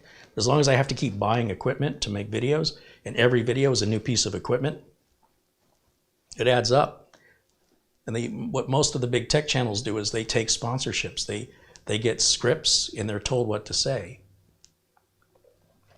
And there's nothing wrong with it if that's what they want to do. But that's the difference between, you know, being a media personality and being a real tech. So I'm not as smooth and as polished as somebody who's, you know, a media personality. It's not what I'm trying to be. I'm trying to be a real technician sharing with you on-the-job experience. And if you value it or you don't value it, that's up to you. I get paid the same. So it doesn't matter to me. All right, I think we're all done with our updates, okay? So anything I do now is pretty quick. I will check one more time, but I am pretty sure our updates are done. I'm gonna check one more time. I expect this is gonna come up, no more updates, hallelujah. Let's see, pretty sure, feeling confident. And, you know, I don't have to sit and wait for this. Oh, there it is, it's already done. Okay, so here's what I'm gonna do. I do not like, my customers do not like all these tiles. I right click on each one and choose unpin from start. One by one we go. Right click, unpin, right click, unpin, right click, unpin. Almost done. It's very quick. It's very fast. All done. Okay. Now, this email icon sometimes doesn't work with other email services, and people use it, and you can't reply to people who use it, who use other email services. So I unpin that so they don't see it, and I unpin the Microsoft Store. These are available elsewhere. My customers want it kind of looking like Windows 7 or Windows XP. I'm going to go back in the control panel. I'm going to take out the applications my customers universally do not want. That's going to be Groove Music. They don't want that. I don't need to wait. I can move to the next one. We don't want Mixed Reality Portal. We don't want movies and TV. See how little these are? These really aren't taking up. This is kilobytes, 8 kilobytes. It's super tiny.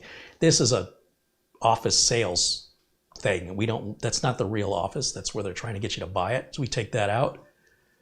We don't want Skype. If somebody wants Skype, they can go to Skype and download Skype. It's free.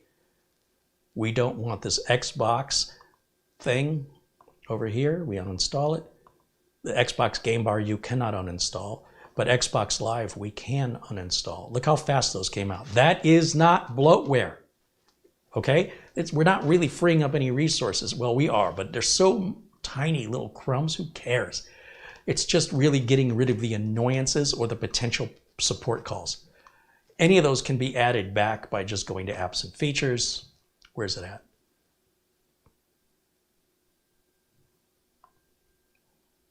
Default apps? No, it's in here. And you can add it back, optional features. There's a place where you can add these things back if you want them. I don't care. Nobody's ever called and asked me how to get those back. Google it. It's super easy, I guarantee it. I just don't do it, so I don't know it off the top of my head, nor do I care. Okay, so I've cleaned all that out. And I have VLC to install. So I have a utilities flash drive, and I pull two things off of here. One is I want to install VLC. So I'm going to take the copy of VLC so I don't have to download it every time. And I can install that right off the flash drive. I don't actually have to copy it over. It's pretty small and only takes a minute to install. And while that's installing, I come back over to the flash drive and I'm going to grab Uncle Carey's Windows 10 Optimizer. Now this is just making a bunch of tweaks and stuff to the registry and settings that optimize Windows 10. It's not compatible with Windows 11. It doesn't hurt anything if you run it on Windows 11, but I'm not sure it's really helping anything. Each little individual tweak doesn't do much, but when they're all added up together, they can make quite a difference. So you see what VLC installed, we're done. I'm done with the flash drive. I just pull it out. You don't have to safely remove it. I'm going to go back to Uncle Carey's. It automatically, click yes. It's going to automatically see what settings are recommended to change. And I just leave it at those defaults. It's my app. You can buy it. If you want to buy it, supports the channel. And you can use it on as many computers as you want. If you copy it and give it to your friends, I'm not going to stop you, but it kind of undermines me. I mean, I'm not getting rich off of it. It's really nice of you to use it on a friend's computer, but not to give it to your friend. But if you did, I'll never know. All right, so you do what you want. Let your conscience live with that. We're going to go ahead and reboot. That's how quick those changes are. You'll see it said a lot of stuff was access denied. That's turning off drive indexing. That's going to free up some hard drive space because indexing isn't anything most people use, and it does eat up some hard drive space. When we boot back up now, it's time for cleanup. This is the part like no one ever does. Probably most of you, unless you're regulars here, have never done this on your own computer. So you probably have a big pile of trash taking up precious space on your hard drive in the gigs, and you're not aware of it. So a couple of things we do. One, I go to storage settings. And when I'm in storage settings, I go to configure storage settings. Now you see that's already been turned on because that's part of what Uncle Carey's Windows 10 app does. If I try to run Uncle Carey's Windows 10 app again, it checks the settings and says, you're already fully optimized. It's that intelligent of a little app. And I can always go up here and check for updates just to make sure there's no further updates to it. That's all part of the build, okay? And you notice I don't run that from the flash drive. It needs to be run from the desktop or it doesn't run consistently. I just copy it to the desktop. All right, configure or run storage since now. I run it every month. Delete temporary files that we aren't using. Delete any files in my recycle bin that are older than 30 days. Delete any files in my downloads folder if they haven't been opened for more than however many days. I leave that exactly as you see it. You can adjust it how you want it. And I hit the clean button, clean now button. Now it's not really telling us how much space it's freeing up, but, and this will probably be shocking to you, this leaves a lot of trash behind. See how fast it was? We've got way more than that it's ignoring. I do not recommend any system utilities, CCleaner, none of that. They're just useless now. If you're still running Windows XP, have at it. Now I'm going to just go over here and type disk clean. There it is, disk cleanup. And I'm going to click clean up system files. And then that's going to calculate the junk. Wait till you see how much junk is on this hard drive. I'm going to click on the first thing and I'm going to hit the space bar and the down arrow, space bar, down, down, down, space, down, space, down, space, down, down, space. I'm just hitting the space bar to check the boxes. I want all the boxes checked. Even after we ran Storage Sense, we have over 4 gigs of useless files.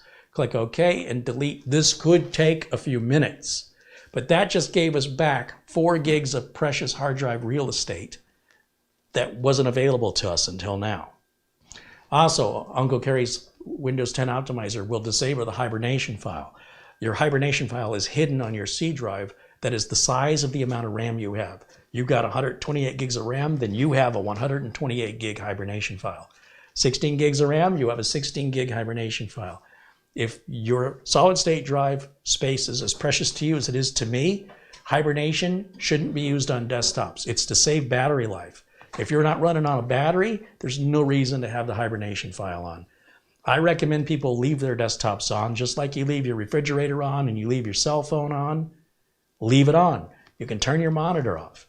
The people who leave their computers on 24/7 are the ones who have the least amount of problems. I can tell you that definitively. The other reason I ask people to leave their computers on if they're my clients is so I can remote in after business hours to do the work without interrupting their daily activities. And that includes updating their virus scanner, updating Windows updates, doing backups. I do all that after hours remotely. They must leave their computers on for that, but they can turn their monitor off. And we very rarely have problems. Usually the people that have the problems are the people that turn the computer on first thing the next day. And then that's when I get the call. Think about it. The last time you had a computer problem, a serious one, was when you were turning the computer on. So this doesn't avoid all computer problems. Don't misunderstand what I'm saying, please. This reduces the likelihood severely. Now, if you live in an area where there's a lot of storms and power outages, obviously you don't want to do that. But for us here in Phoenix, we just leave them on. And you see, this is going to take a while. And that's pretty much it. Lock, stock, and 2 smoking barrels.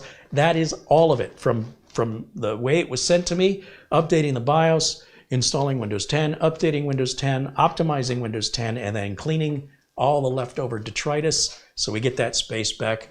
That's all there is. Now, it just occurs to me, because this is a Samsung drive, we could put the Samsung Magician software on it. I'm not going to, but in theory, that should be okay. And we could check for a firmware update on the drive, but that's unique to Samsung. It's not, these normally don't have these kind of drives in there. And you know, if you want to stick around, I can run it and see what happens, but I want to wait till this is done first. Now, before we're done with that, is there any questions, concerns you guys have that I can answer? I'm happy to do my best to provide an answer. I don't know everything, but you know, if I know it, I've got experience at it, I absolutely want to share it with you.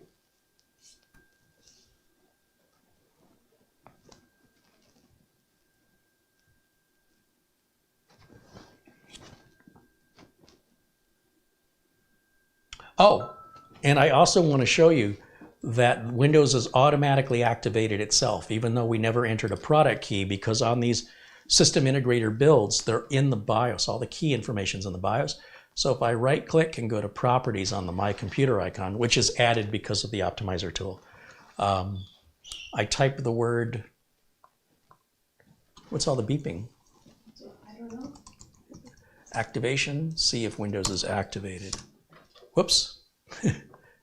One click is all I needed. Windows 10 Pro, Remember, I wasn't sure if it was Pro or Home. It is Pro, as I suspected it would be on a business class machine.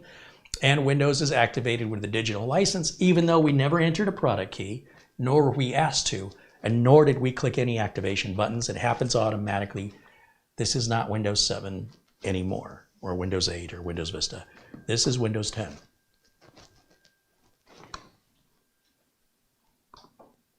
And we're still running there. All right, let me see what all the beeping is about. Maybe the kitties have come around. We have some feral cats.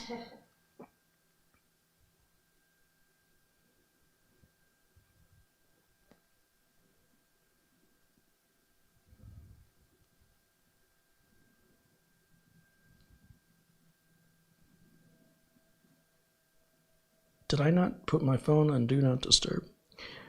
There are motion alerts around the building, and so if the motion alerts go off, you're going to hear that phone beep, and that usually means Amazon or UPS or FedEx is dropping off a package. But every time that beeps, there's a motion alert happening. Backyard, front door, yeah, in case you were curious. All right, that finally finished, so I'm going to grab my utilities disk where I have the Samsung Magician, because it can be a bit of a slow download for me to grab. You know, USB Type A can only be installed one of two ways, and yet it always seems to take 3 tries. I don't understand that. All right, we're going to go back over to full screen for me. Samsung Magician. Again, I don't have to copy it. I can just install it. Not all Samsung solid-state drives are compatible. So just because it's a Samsung drive doesn't mean the Samsung Magician software is compatible, but there's one way to find out. You can research it for 20 minutes, or you can just install the software, and if it doesn't recognize your drive, you can uninstall the software. So, you know, choose your poison, but I personally prefer real-world responses to simulations and research because lives are not at stake, and I'm in a hurry. And if I thought for a minute it wasn't going to work, I wouldn't waste my time. I suspect this is going to work. If I'm wrong, I'm going to go back in the control panel and I'm going to uninstall it. And it'll take less time for me to do that, likely than it will for me to Google the model of the drive, figure out what model of drive I have, Google and look up which Samsung Magician drives are compatible. I don't have time for that. I just can't be bothered, man. I am dealing on such a massive scale. It's not like I just have this one computer. I have to keep re-emphasizing that to my viewers because I think they keep forgetting. What's the big deal? The big deal is I got 19 more of these to do. And that's not my only work, okay? I've got other things waiting. These are just giveaways. All right, so in just a minute, we'll have our answer. And it didn't require really any effort. That's the other thing I'm a big fan of. Let the machine do the work. Work smarter, not harder. That's what I'm saying. Let's see what happens here. Samsung Magician software comes up. It identifies the drive as a Samsung 860 EVO. There is an update. Look at here, update.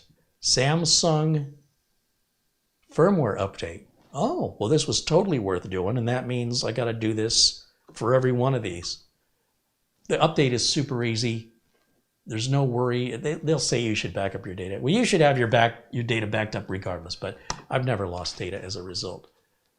Uh-oh. Oh, okay. Your computer will shut down after updating firmware in 20 seconds. Please save all of your work. Yeah, you don't want to be in the middle of something when you do this, right? All your apps need to be closed. Do you want to continue? Yes, I do. This is fast. The reason it has to shut off is when it puts new firmware on the drive, your BIOS and Windows think it's a completely different drive. They're not the brightest, okay? So it's like, it'd be like if I said to you, my name is Greg, even though you know my name is Carey. If I just turned around and said, okay, I've got a different shirt on, my name is Greg. That's how Windows and BIOSes identify drives, is through the firmware. If you change the firmware, it has no idea who you are. So you may see Windows pop up, and sometimes you'll see it says new drive detected. It will not affect your Windows activation. That's affected by your motherboard. Your Windows activation is tied to your motherboard. So when this machine is now powered off, it will not turn back on. It has to completely shut off as though you've pulled the drive out, put a different drive in. When you turn it on, oh, I guess I don't need that anymore. When you turn the computer back on, the BIOS goes, oh, there's this new drive. Doesn't make a big deal about it. It's silent. Windows will come up. It shouldn't make a big deal about it. These firmware updates, again, they're important. They add to the longevity of the drive, the performance of the drive, and they're free, even though they cost Samsung a great amount of money to pay the developers and to pay for the distribution. You know, internet connections aren't free, and the bandwidth costs money. So it must be important if they're giving it away. As you can see, we didn't lose any data, nothing bad happened. In just a second, the Samsung Magician software will load. It sort of delays. There it is right there. Double click again, and now there's no update. Everything is happy. We can see there's 14.1 terabytes written on this drive. This drive's still a puppy. It's got a lot of life left in it. If a drive is used, if a solid state drive is used so much that there's no more room left to write, it doesn't make the drive broken. I think that's a big misconception on the internet. So people are worried about, oh, am I writing to my drive unnecessarily? Probably not. Most of these drives under regular use, 30, 40 gigs a day, about 70 years before you wear them out. Likely the controller will die or something else will happen that will kill it long before the write cycles wear out. If you ever run into a drive where the write cycles have worn out, the drive works perfectly fine, but it won't let you write anything to it anymore. It becomes read-only. If you ever see one of those, ever in your life, I will pay you for it. I will buy it from you. I've been in this business, I've been installing solid state drives since 2013. I've never seen one that was written to the point where it won't write anymore, ever in my life. I would love to see one, because the way people talk about it on the internet, oh my gosh, you better be careful. From what? From something that's never happened? It's crazy. So again, I have the perspective different from the enthusiast. I'm practical, reliable, I'm out in the field, I deal with customers, I deal with businesses, I deal with residential customers. I get a little taste of all of it. Nobody has ever, under any circumstance, written so much to any size solid state drive that it became read-only. It doesn't make the drive not work anymore. The drive will still load everything and all your data is still on it. So it's nothing to freak out about. Worst case scenario, you buy a new drive and clone your old one over, and maybe your new one will be 10 times bigger and 10 times faster, and it'll be worth the upgrade. Because it'll be years before anybody does that. Okay. We're done. Phew. How many hours was this? Hey, I'm under 2 hours. I'm only 1 hour and 48. Thank you very much. See, I got through it quick. This could have been a 4-hour video. Any questions? Any nasty comments anybody wants to leave before I go? Why not? Open the door to the trolls. I could do something nasty. I could go punch you. Take a number.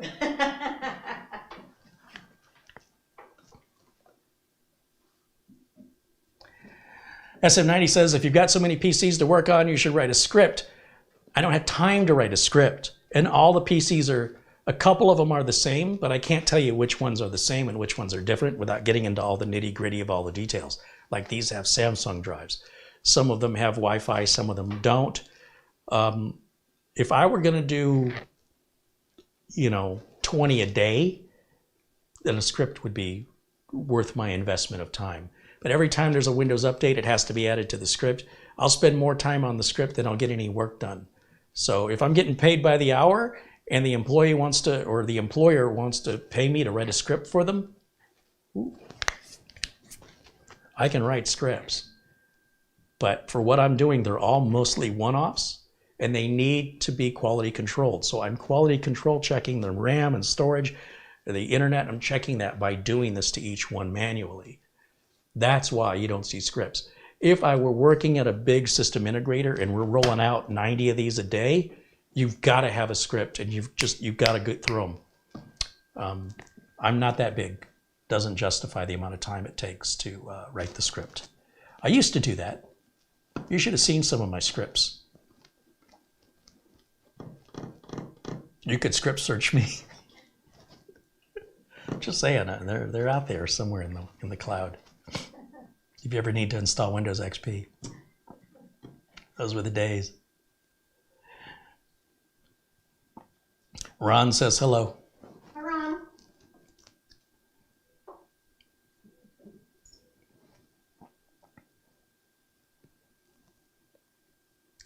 Okay, Cordius Technology says people today spend so much time and energy on what if they don't enjoy the life of now. Well, there's just a lot of anxiety and technochondria online. People worry about heat issues that never happen.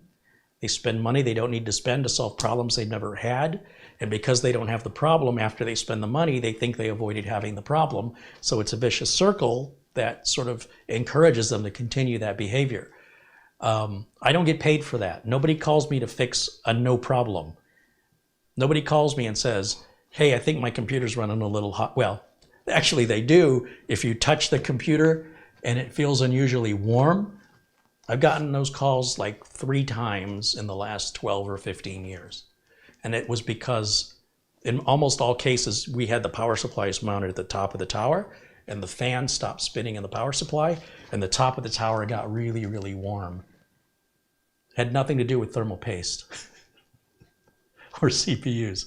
So, you know, people obsess about heat, about their CPU, but they don't talk about their power supply's temperature. You know, a power supply, it has a big fan on the bottom and it sucks air. This fan inhales air and it goes in the power supply and it goes out. It never enters your computer and you never know how hot it is. There's no temperature monitoring your power supply. And it's one of the most critical pieces of your computer that is the most likely to cause catastrophic failure if this fan goes out or if you've got it on the floor or on a table and it can't breathe. That is a real problem. But because there's no software to monitor it and get upset, you have no idea how many power supplies are killed annually through the needless neglect and abuse. I'm for people for the ethical treatment of power supplies. They're ignored. They're totally ignored. Oh, my airflow. Oh, I have positive air pressure. I have negative air pressure. What about your power supply? Let me ask you something. I'm going to come up close. What about your power supply? How's its airflow? Have you checked the filter on the bottom? I bet you haven't. It's probably all clogged. This thing's wheezing like it's got asthma, and you're just looking at CPU temps. I should use Arctic Silver. Oh, I need to buy some $80 thermal compound so I can get 1.5 C cooler on my CPU temps. You're nuts. That's crazy. In the meantime, your power supply is going, and you're oblivious to it. You being, you know, the general population online obsessed with heat is ignoring the heat of the power supply and the airflow of the power supply. You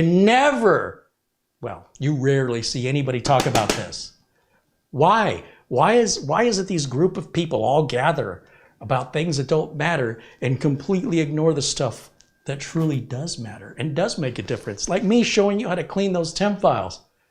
I haven't even installed anything on here, really. And I had almost 5 gigs worth of junk on a brand new install. You buy a brand new computer. I challenge any of you, buy it from anywhere.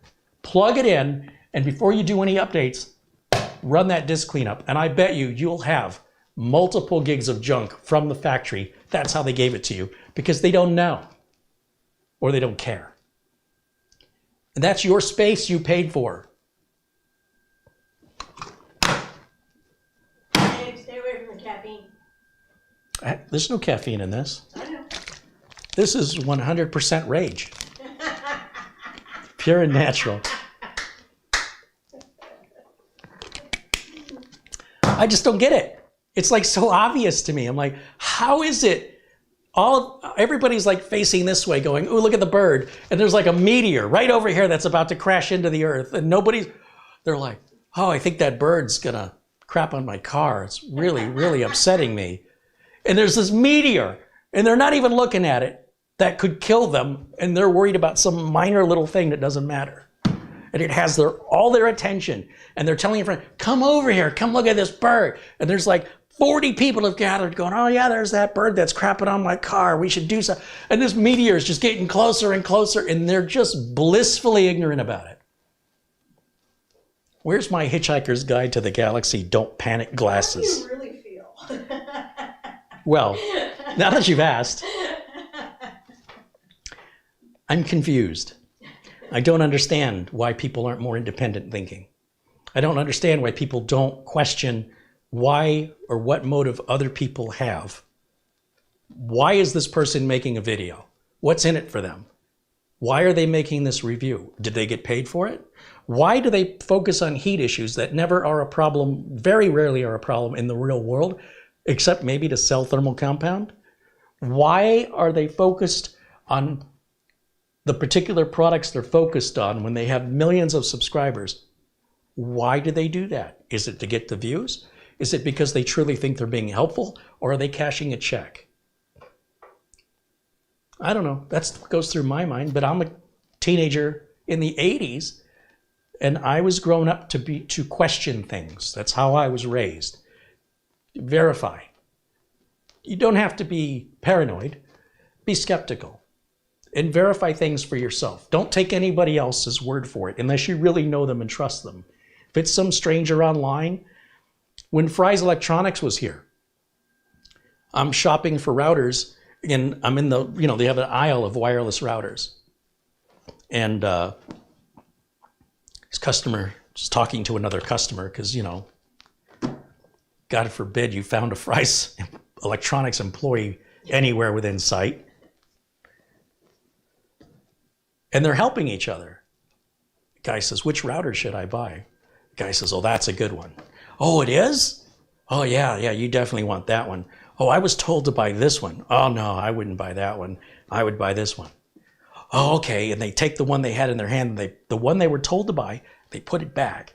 And the word from a complete stranger who knows nothing about them or why they're buying the router or what the conditions are, they follow the stranger's advice and they buy it.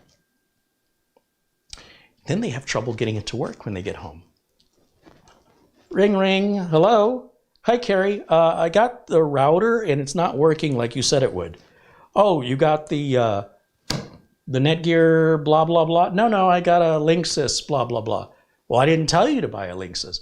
No, but this guy that was there at the store said it was better than the one you recommended. Well, then why don't you call the guy at the store and ask him how to fix it? Well, that's kind of nasty. Is it? I mean, if you're calling me and asking me for my advice, and I'm giving it to you and you're not taking it, and as a result of not taking it, you're calling me and asking me for my advice, this is a ride I'd like to get off. It's just going around in circles. We're both wasting our time. Well, that's rude. No, what's rude is calling and asking me for my advice and then not taking it. Why don't you call the person whose advice you took? Well, I don't know who they are. That's why you shouldn't have taken their advice. So if you want to take their advice, say, hey, let me get your name and number. So if I have any problems with this, I can call you. And see if you get their name and number. Now, if they do, go ahead and buy it. And if they don't, that's all you need to know about the value of that advice. That's a true story. It's not just happened once. I might have a little PTSD from it. Just a scotch. It's a little bit. It's really disrespectful. It's a waste of my time. I got other things to do. Look, if you want, I'll fix it for you. I'll charge you $125 plus the cost of the router. I'll come over to your place. I'll do the work. I'll hook it up. Or you can go buy the router at whatever it sells for, so there's no markup for me, and you can hook it up yourself, so there's no labor for me, and then you turn around and don't buy what I told you to buy, and it doesn't work, and you think I'm going to help you for free? You're out of your tree. Man, I got stuff to do.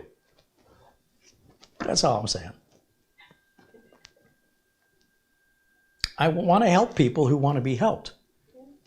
I don't want to help people who essentially want me to do it for them, but they want me to do it for free, because that's essentially that's a very passive aggressive way of getting somebody to do something for you. And I don't have time. It's very disrespectful to me. And it's like, obviously, Any further discussion with this person is just going to lead to more of them not listening until I get so frustrated I go over there and do it myself. And they're going to say, well, I didn't hire you.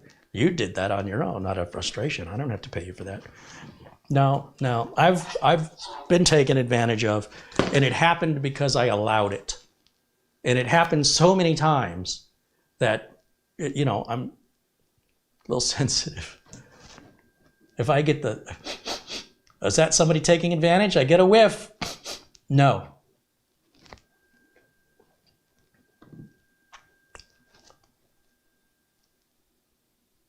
But what I do like, I'll tell you what I do like, is when somebody says, hey, what should I do about this? And I go, hey, you can pay me and I can do this, and I do this all the time because I'm a terrible businessman, you can go to the store, buy this specific part, follow the instructions, it's super easy, and if it doesn't solve your problem, call me. And when they do that, 9 times out of 10, probably 99 times out of 100, if they call me, it's to say, thank you, it worked beautiful. And I made $0.00, but it didn't really cost me anything, and I established goodwill, and I hope they will think of me when they have a real problem I can help them with, and that they will refer me to people.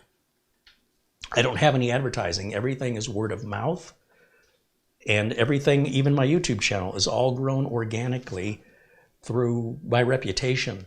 So I'm very protective of it. It's all I have. If I don't do this, I don't have a job. So if you wonder why everything is so serious, my life, the quality of my life, my ability to pay my bills rests on it. And once it's soured, it's very difficult to get it back. To re-earn people's trust is almost impossible. If Microsoft could have re-earned people's trust, we'd still be on Windows Vista. But it requires a marketing change, because once you've soured the public on a brand, there's nothing more that can be done. Most of the time, it's unrecoverable. So I think Elon Musk said that running a business, you're just going day to day trying to keep it alive. Every day it can die. When you're an employee and you're working for an employer, you don't have that problem. You have a fixed salary. You might have medical and vacation, benefits. But you can also be laid off at any given time. Someone else decides how much you're worth. They tell you how to dress, what time to be here, what time to go home. I don't like that. So there's a trade, which I'm okay with. But I have to protect it because it affects nobody but me. If I allow somebody to damage my brand, I'm the one who'll pay, and I will pay indefinitely. So yeah, it's pretty serious, given I don't have multiple talents in this regard. I'm not going to switch careers and suddenly I'm a roofer. I don't think. I mean, I could. You're a squirrel. I could totally do it. You're totally a squirrel.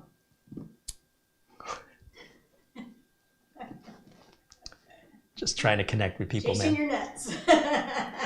Elko says, breathe, Carey, breathe. I think I'm turning red. Am I red? Yeah, getting worked up. Blood pressure's up. Having a stroke live on camera. No. Squirrel. Calm squirrel. Now, tomorrow's show, we've got the 13900KS. This bad boy right here is worth about 8 or 9 of those little computers right there. Just this one part. This is the fastest chip you can buy from Intel on the consumer side of things. 6,000 megahertz. 6 gigahertz is what we say. 6,000 megahertz sounds bigger. It's in there. Little chip. Needs a motherboard, needs RAM, needs a case, needs a power supply, needs storage. We're going to be spending a lot of money. Beautiful thumbnail. Yes, Camera Girl made the thumbnail that we're going to use, which is, she didn't make today's thumbnail. I just grabbed that. But most of the thumbnails you see that look artfully done are not done by me. So credit to Camera Girl for her talents in Photoshop. No, Canva. Canva. A lot of YouTube content creators use Canva. Yeah, it works good. I can't be bothered. I sit around I'm a perfectionist. I will play with a thumbnail for 17 hours. Just move that a smidge to the right. She knows because I'll tell her, can you flip this the other way? Can you move that to the other corner? Can you change the background color? And she smiles and says, can do. Mostly.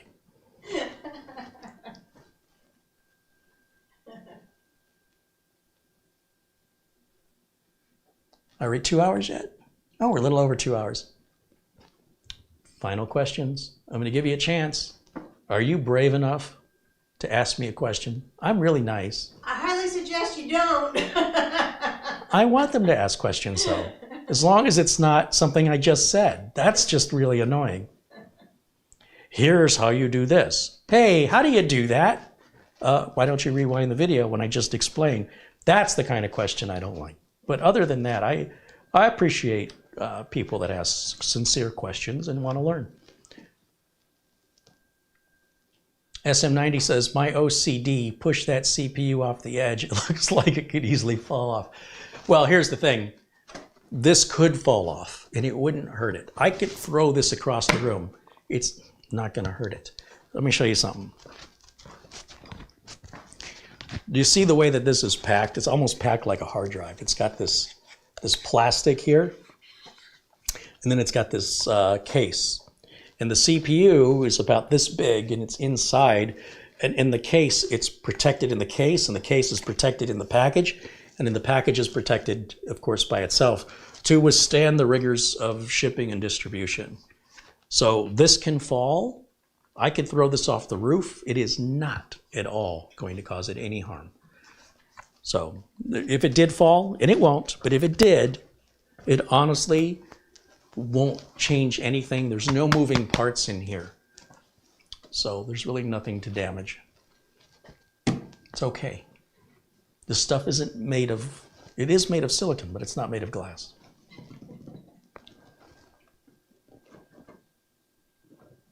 What is the speed of a swallow? A European or an African swallow?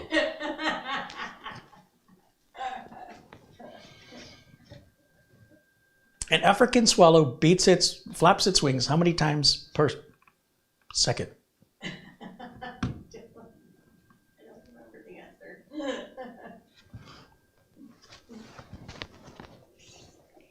Elko says, in my humble opinion, a 13900 is overrated, 90% of the performance for 100% of the price. No, I'm with you. I totally agree. But that'll probably get me more views. So what are you going to do? Patrick wants to know, what is the meaning of life? We all know that's 42. You should have phrased your question more specifically. Jim says, it's not a matter of where he grips it. Joshua wants to know if I've ever seen a hummingbird at rest. Yeah, actually. We have a hummingbird feeder out back, and they'll sit on it and just sit there.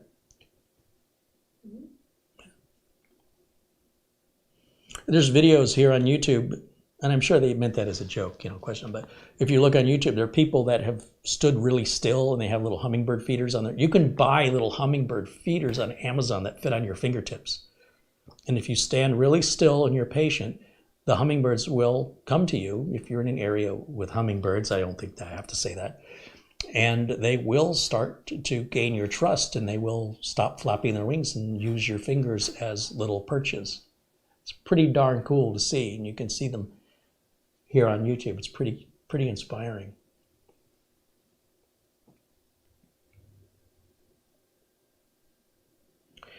Kaio says, I'm not going to lie, Carey Unhinged is pretty entertaining.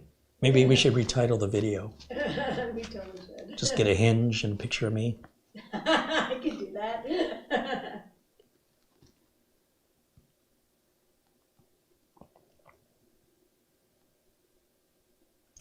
Watching the hummingbirds chase each other is crazy. We have this feral cat. I was looking out the window, and the cat was stalking a butterfly. I wanted to get the camera out and film it. It was cute. It's like sneaking up. I was like one of those, almost like a moth-like butterfly. And as I thought about it, I didn't want to stop watching it because I'd have to go get the phone, to turn the camera on. And then as I was watching it, the butterfly flew over the fence and the cat was, play was over. But it went on longer than I thought. I would have had time to get the phone and go back, but you missed out because you weren't here earlier. David Ice says, Carey, I love the content and went back to watch what I missed since being in the hospital. All is great. Keep up the awesome work. Well, I hope you're doing better, David. I'm sorry to hear you were in the hospital, but hopefully sounds like they took care of you.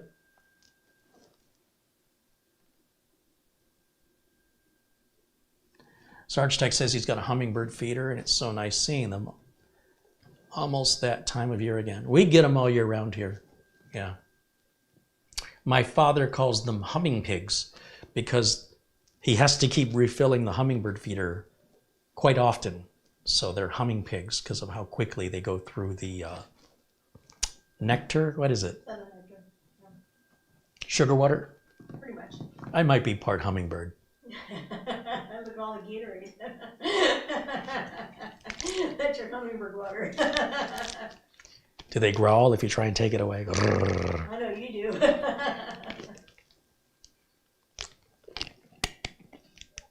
I guess nobody's brave enough to ask any more questions. I've tried to delay install, thinking somebody would have the guts to, have a question. They're afraid to ask because my answers are very forceful. They're not insulting. They're forceful, but not in a bad way. Kind of like a drill instructor or a coach. Give me 10 more, you can do it.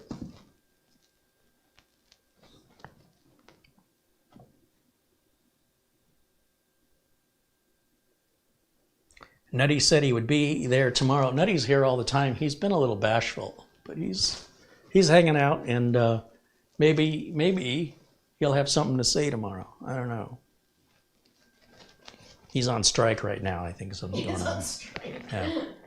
What, like of nuts or? I don't think he thinks his payment of nuts is adequate for the work he does. He wants shelled walnuts. It's always something with these squirrels. You gotta keep close eye on them squirrels, I'll tell you what. Andy says there's plenty of sugar in this Gatorade. There is, I know. Why do you think I drink it?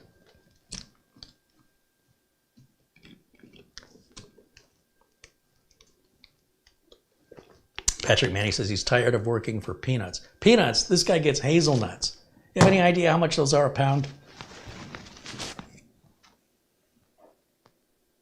What is for dinner tonight? Patrick wants to know. Well, look at me. Are you not eating? Healthy. You're fasting? Low carb, sugar free. Low carb, sugar free. And vegan. And vegan. So soil? We'll just go straight to the source. We'll get you some soil. Fried. Can't have fried soil. Why not? It's too crunchy. It's too crunchy. Just eat some grape nuts and be done with it. Gross. And then take your broken teeth to the dentist. What am I going to do for dinner? Somebody says lasagna. Someone says pork chops. No, and no. Yeah, I don't eat that. Sarge Tech said Filberts are $6.99 a pound from nuts.com. Oh, I love nuts.com. Yeah, they have a lot of stuff. A lot of stuff. It's nuts. Not just nuts. Totally nuts. They also sell almond flour, pistachio flour. They sell a whole bunch of things that I wasn't able to get usually in the market.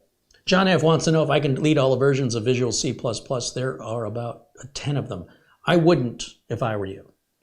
You may have multiple applications that need different versions. So if you did like an Acronis system image and then uninstalled one of them and then give it about a month, and if you don't notice any adverse effects, then rinse and repeat. It's a very time-consuming, cautious process. I do not advise it. They're likely there as a result of a piece of software you have installed that required it. Whether or not you still use that software, I can't say. But this idea that because you have 10 of them, that the latest one is the only one that matters does not apply in this case. Visual C++ has different versions because different products require different versions. So they're likely there for a reason, and they likely aren't really taking up any space. So unless you want to create a problem, you want to make your life interesting, your life is too boring, well, I think things might get interesting. Other than that, I'd leave them alone.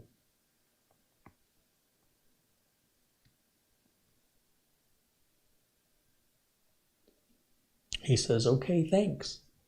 See, that wasn't so bad, was it? He asked a question. I was honest. Didn't bite his hand off or anything. Tim Soul with a $10 Super Chat contribution.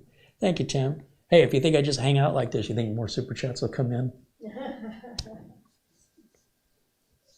Then I can take you to Red Lobster. No. Oh, no. Low carb, sugar-free. No. It's sugar-free. No. Sugar-free lobster. No. How about Beyond Lobster? No. Impossible Lobster? Impossible Lobster. Pepsi Crab. Mint Pringles. Peeps Soup. Cauliflower pasta. It's always in stock. Pandemic or not, we will always have it in stock. Dasani water. Less sodium. I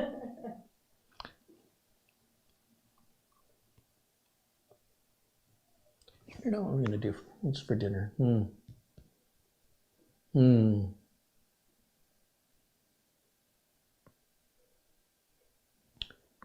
don't know. I haven't really thought about it. I probably need to eat today at some point.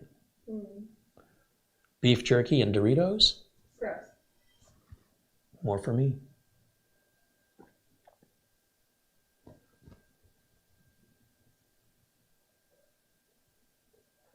John F. contributed $5 in Super Chat. He says, thanks again from a fellow Michigander. See, I knew there was something about that guy I liked. I knew it. Thank you, John. At least his name isn't John R. If you're from Detroit, you'll get that. Mark Gaines, who joins us all the way from the UK, contributes £10. He's a frequent contributor. Thank you, Mark. Always good to see you. Cheers, I should say. It's British. Or Irish. I can't remember. He's in the UK, though, so play it safe. Elko says it's way past dinner time for me at 2 a.m. That's prime eating time. That's time to break out the Cheez-Its.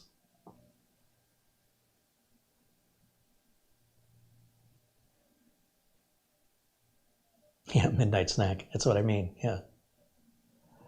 Roy says late supper. Well, it's better than a last supper.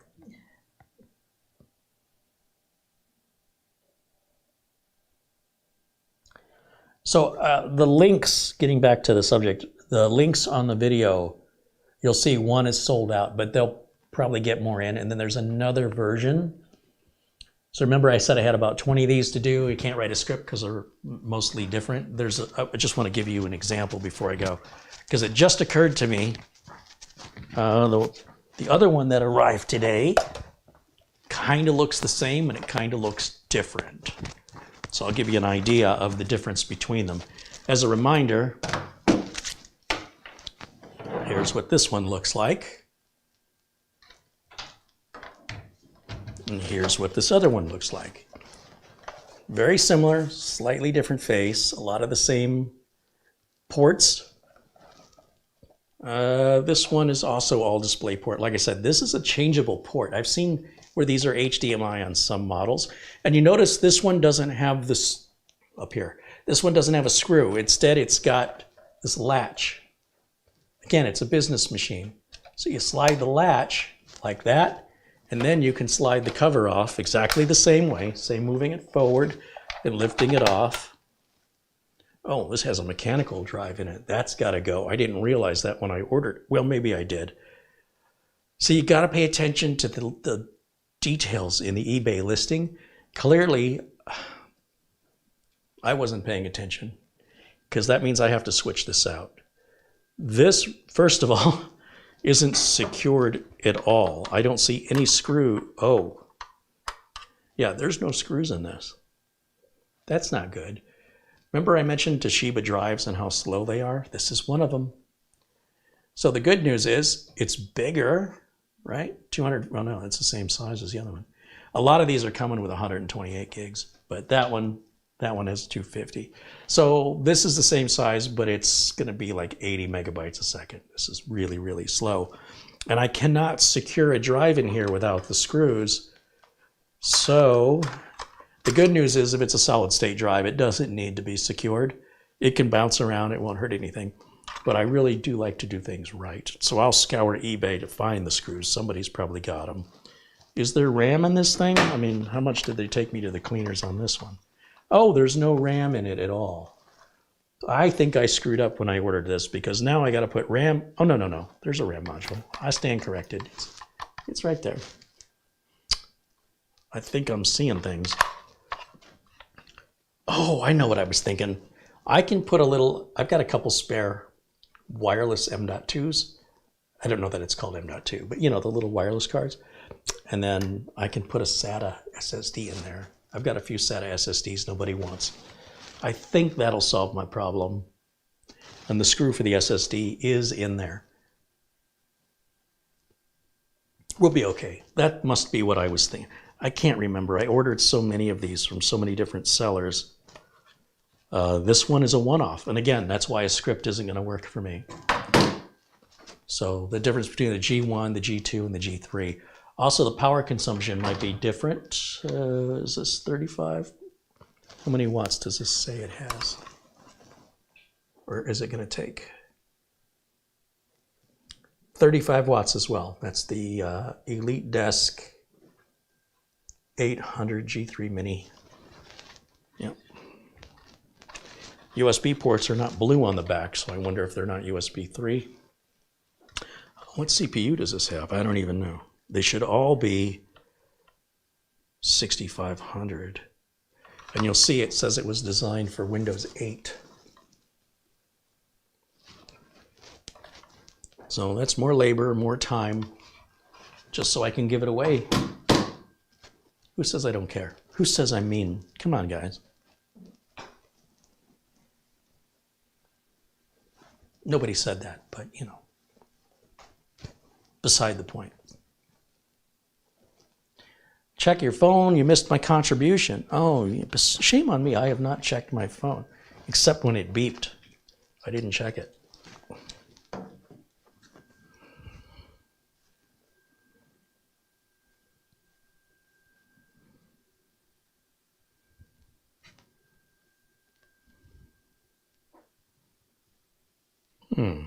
I don't see anything. I don't see anything.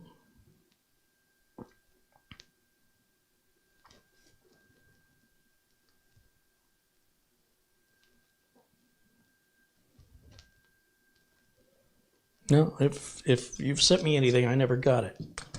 Or I haven't gotten it yet. Paul Howe said, Carey, I just had a bag of smoky bacon crisps. Oh, yeah?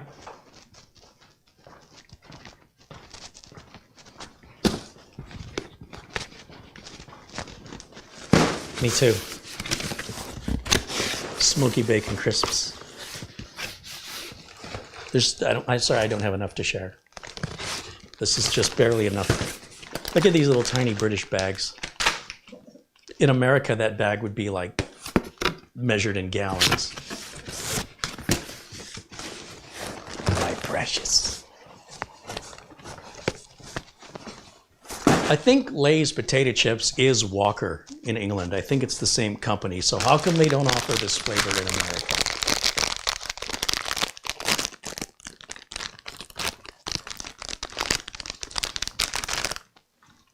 Should I do this right?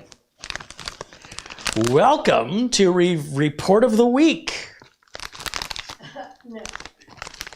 Today, let me let my fingernails grow really long and let me grease my hair back and put on a suit 2 sizes too big. He's a super cool guy, though. I'm not making fun of him. We roast the ones we love. Welcome to the Report of the Week. Today I have Walker's Smoky Bacon Crisps. And there's the inside of the bag. Is that enough of that? You guys watch Report of the Week?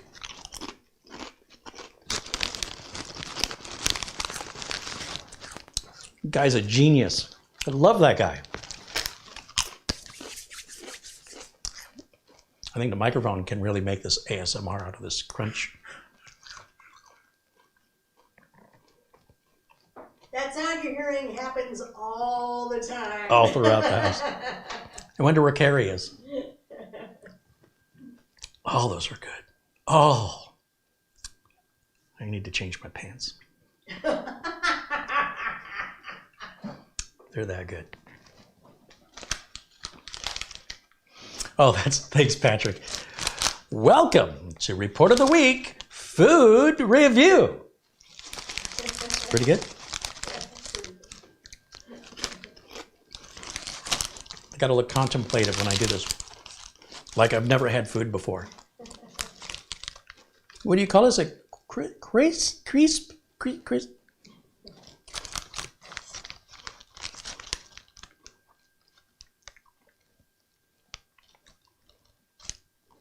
I have to say,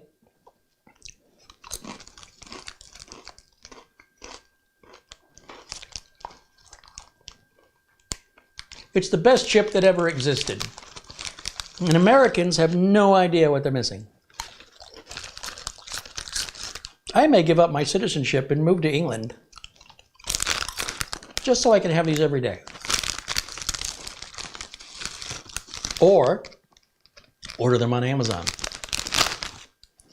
I found dinner. It's not low carb. No. More for me.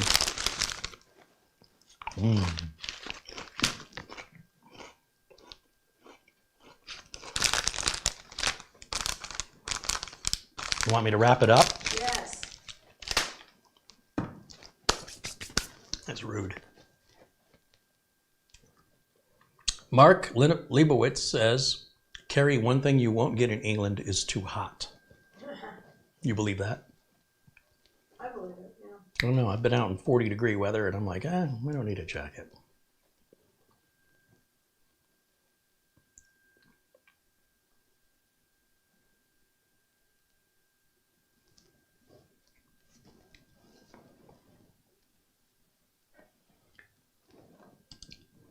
The Higgins says, Carey, pass the chips. You're sharing, right?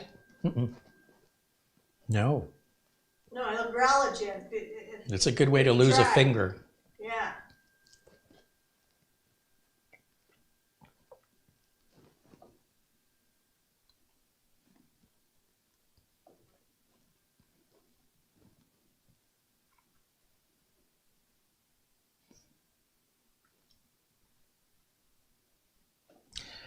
You know, I enjoy watching a lot of the music reaction videos.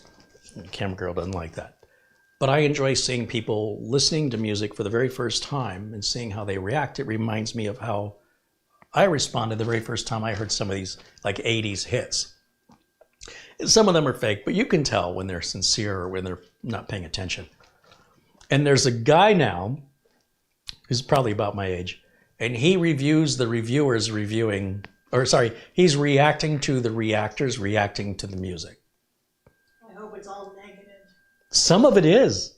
See, that's what kills me about a lot of the music reviews, is people are always very upbeat, very happy.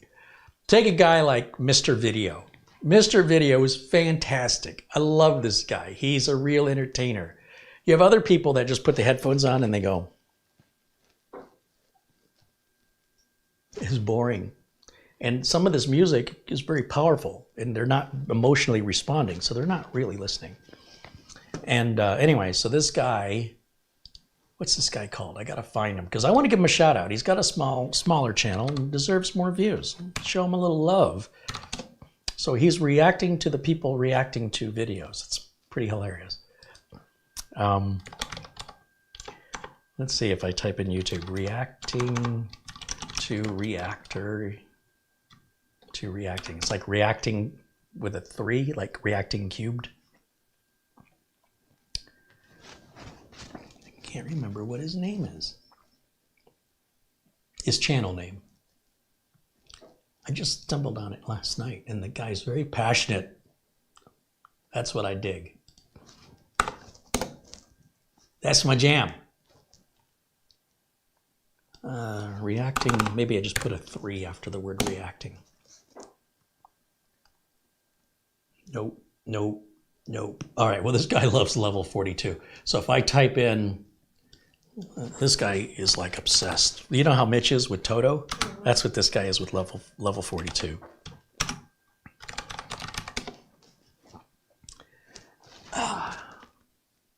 His name is Reacting to Reactors Reacting. That's his YouTube channel.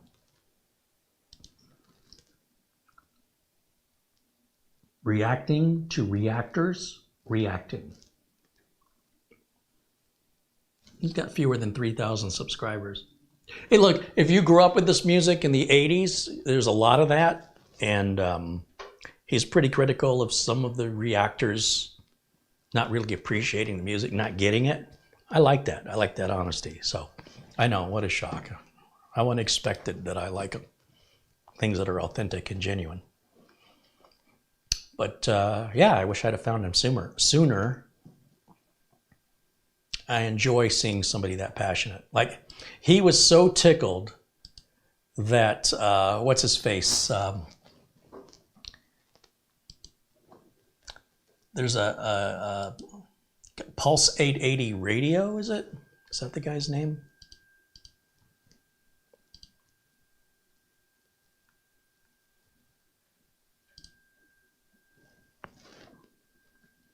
No, that's not the guy. Where's the guy? Where's the guy? There's a guy who does music reaction videos. He's very popular. And he did a reaction video to Level 42's Something About You, and he couldn't believe it because that song isn't very well known outside of the 1980s. People never even heard of Level 42. And he was so excited to watch this big time, popular reviewer expose this song, this group really, that he loves so much, to a whole new audience, that he felt like he had Kleenex and he was wiping tears from his eyes, how happy he was that another generation of people who've never heard this got exposed to it, and so it lives on. That's real passion. You just don't see that every day. That's not if that guy's an actor, he should be in Hollywood and be making movies. They look like real tears to me, and he's not even part of the band. He's that big of a fan. Be like telling Mitch Toto broke up. You better get some Kleenex. Like, he's passionate. I love to see that. It's people showing their vulnerability online. It takes a lot of guts. I got a lot of respect for that. So in any event, when you're looking to squirrel away a few hours, just type in some of your favorite music in the past and type in the word reaction. And it's kind of addicting to see some people reacting with the enthusiasm that that song deserves. In any event, I guess that'll wrap it up. You want me to wrap it up? Yes, I do. Well, when the boss says you gotta go, you gotta go.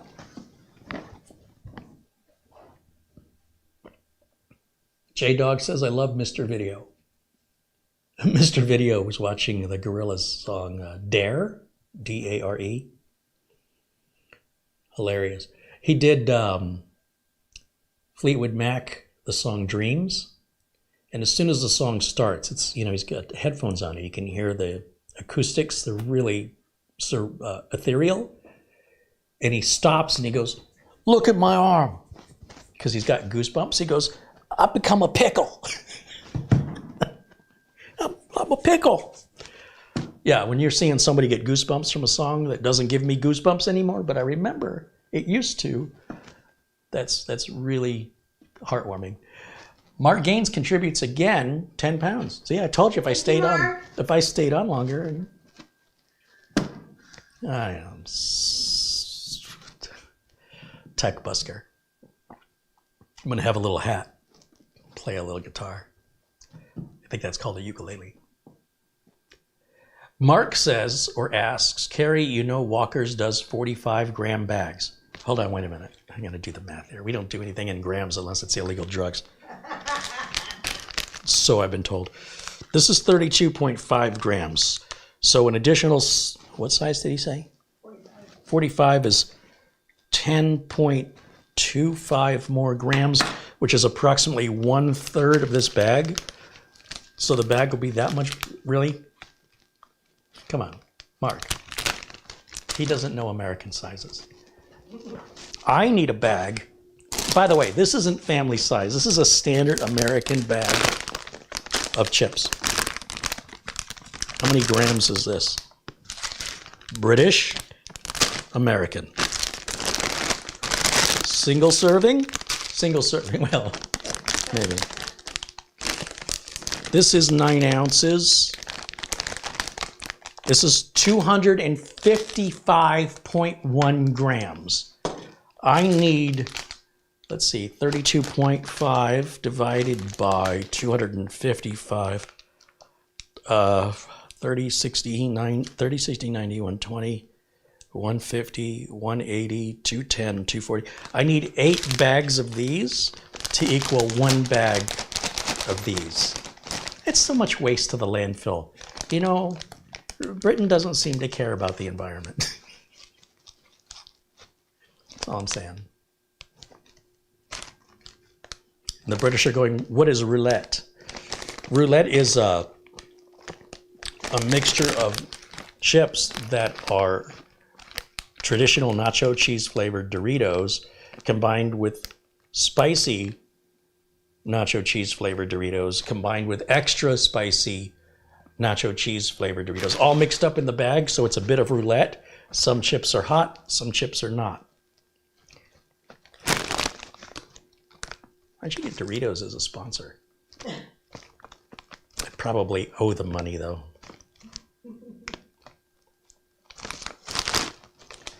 All right, my tiny little British bag will go right over here next to my little teacup. Thanks, guys, for hanging out. Thank you, Mark, for all of your contributions. Thank you to everybody who's supporting the channel, either through contributions, both financial or just contributing in the chat room, being friendly and having a good give and take in the chat room with respectful conversation. I love that. I can't get enough of it. Mark Gaines, John F., Tim Soul, Diane in Northwest Chicago, who just became a new member. Thank you, Diane. Robert Cross. And my contributions aren't going any further back than that. And I don't know if I caught Robert's contribution earlier. I apologize that I didn't shout that out earlier. And Tim just contributed $2 again. He says, I appreciate everything you do on your YouTube. Thank you, Tim. Thanks for being here. Thanks for being kind. Mark Gaines says Doritos taste like cardboard. Well, what's wrong with that? Nacho cheese flavored cardboard. Oh, you know what else tastes like cardboard? Everything you eat. I got nothing. Cardboard. You put enough nacho cheese on it, it'll be delicious. Or pizza. You could put tomato sauce and mozzarella cheese on a piece of cardboard. Thin crust. It's a lot of fiber. It's good for you. Domino's pizza. That's not pizza. I don't know what that is, but it's not pizza.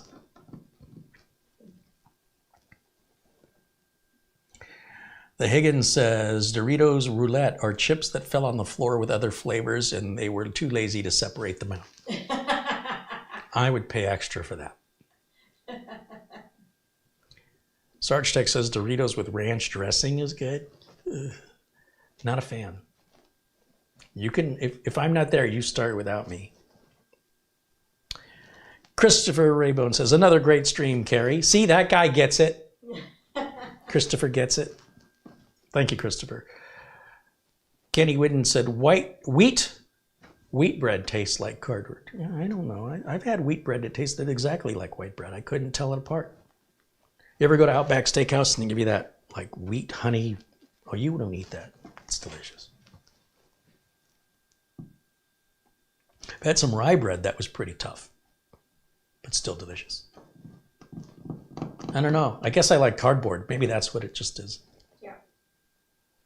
Larry from California, LRCX in the chat says, Carey, it's been a while. I just caught the end of this one.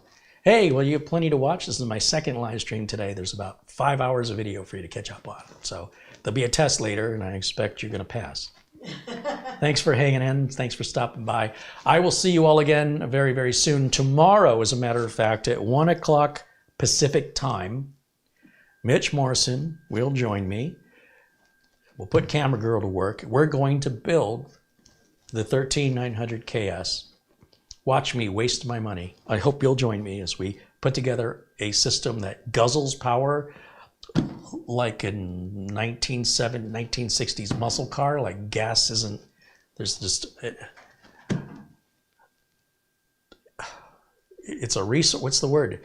It's a resource. It's not a finite resource. It's just, we're going to just go through all the gas because it just keeps, we have no shortage of it. Well, that's what Intel has done with this chip. They've just cranked everything to 11. They're sucking up all the power. It's a bear to keep it cool.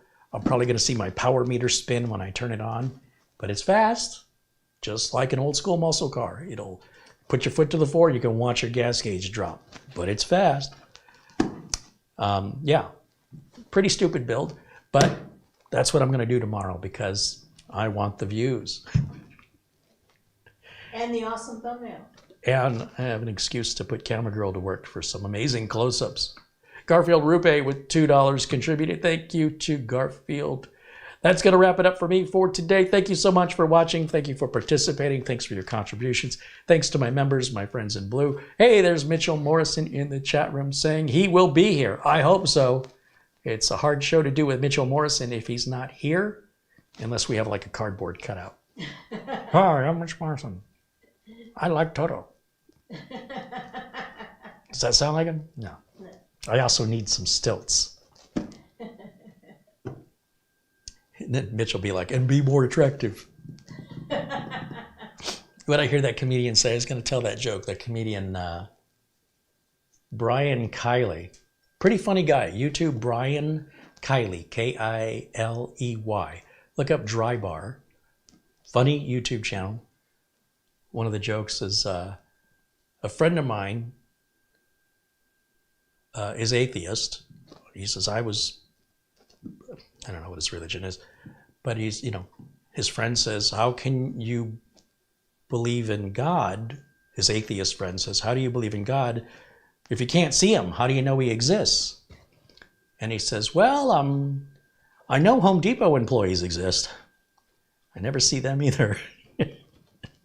Anyway, he does these quick one-liners, kind of old school jokes, kind of the Henny Youngman, Ronnie Dangerfield, quick one-liners.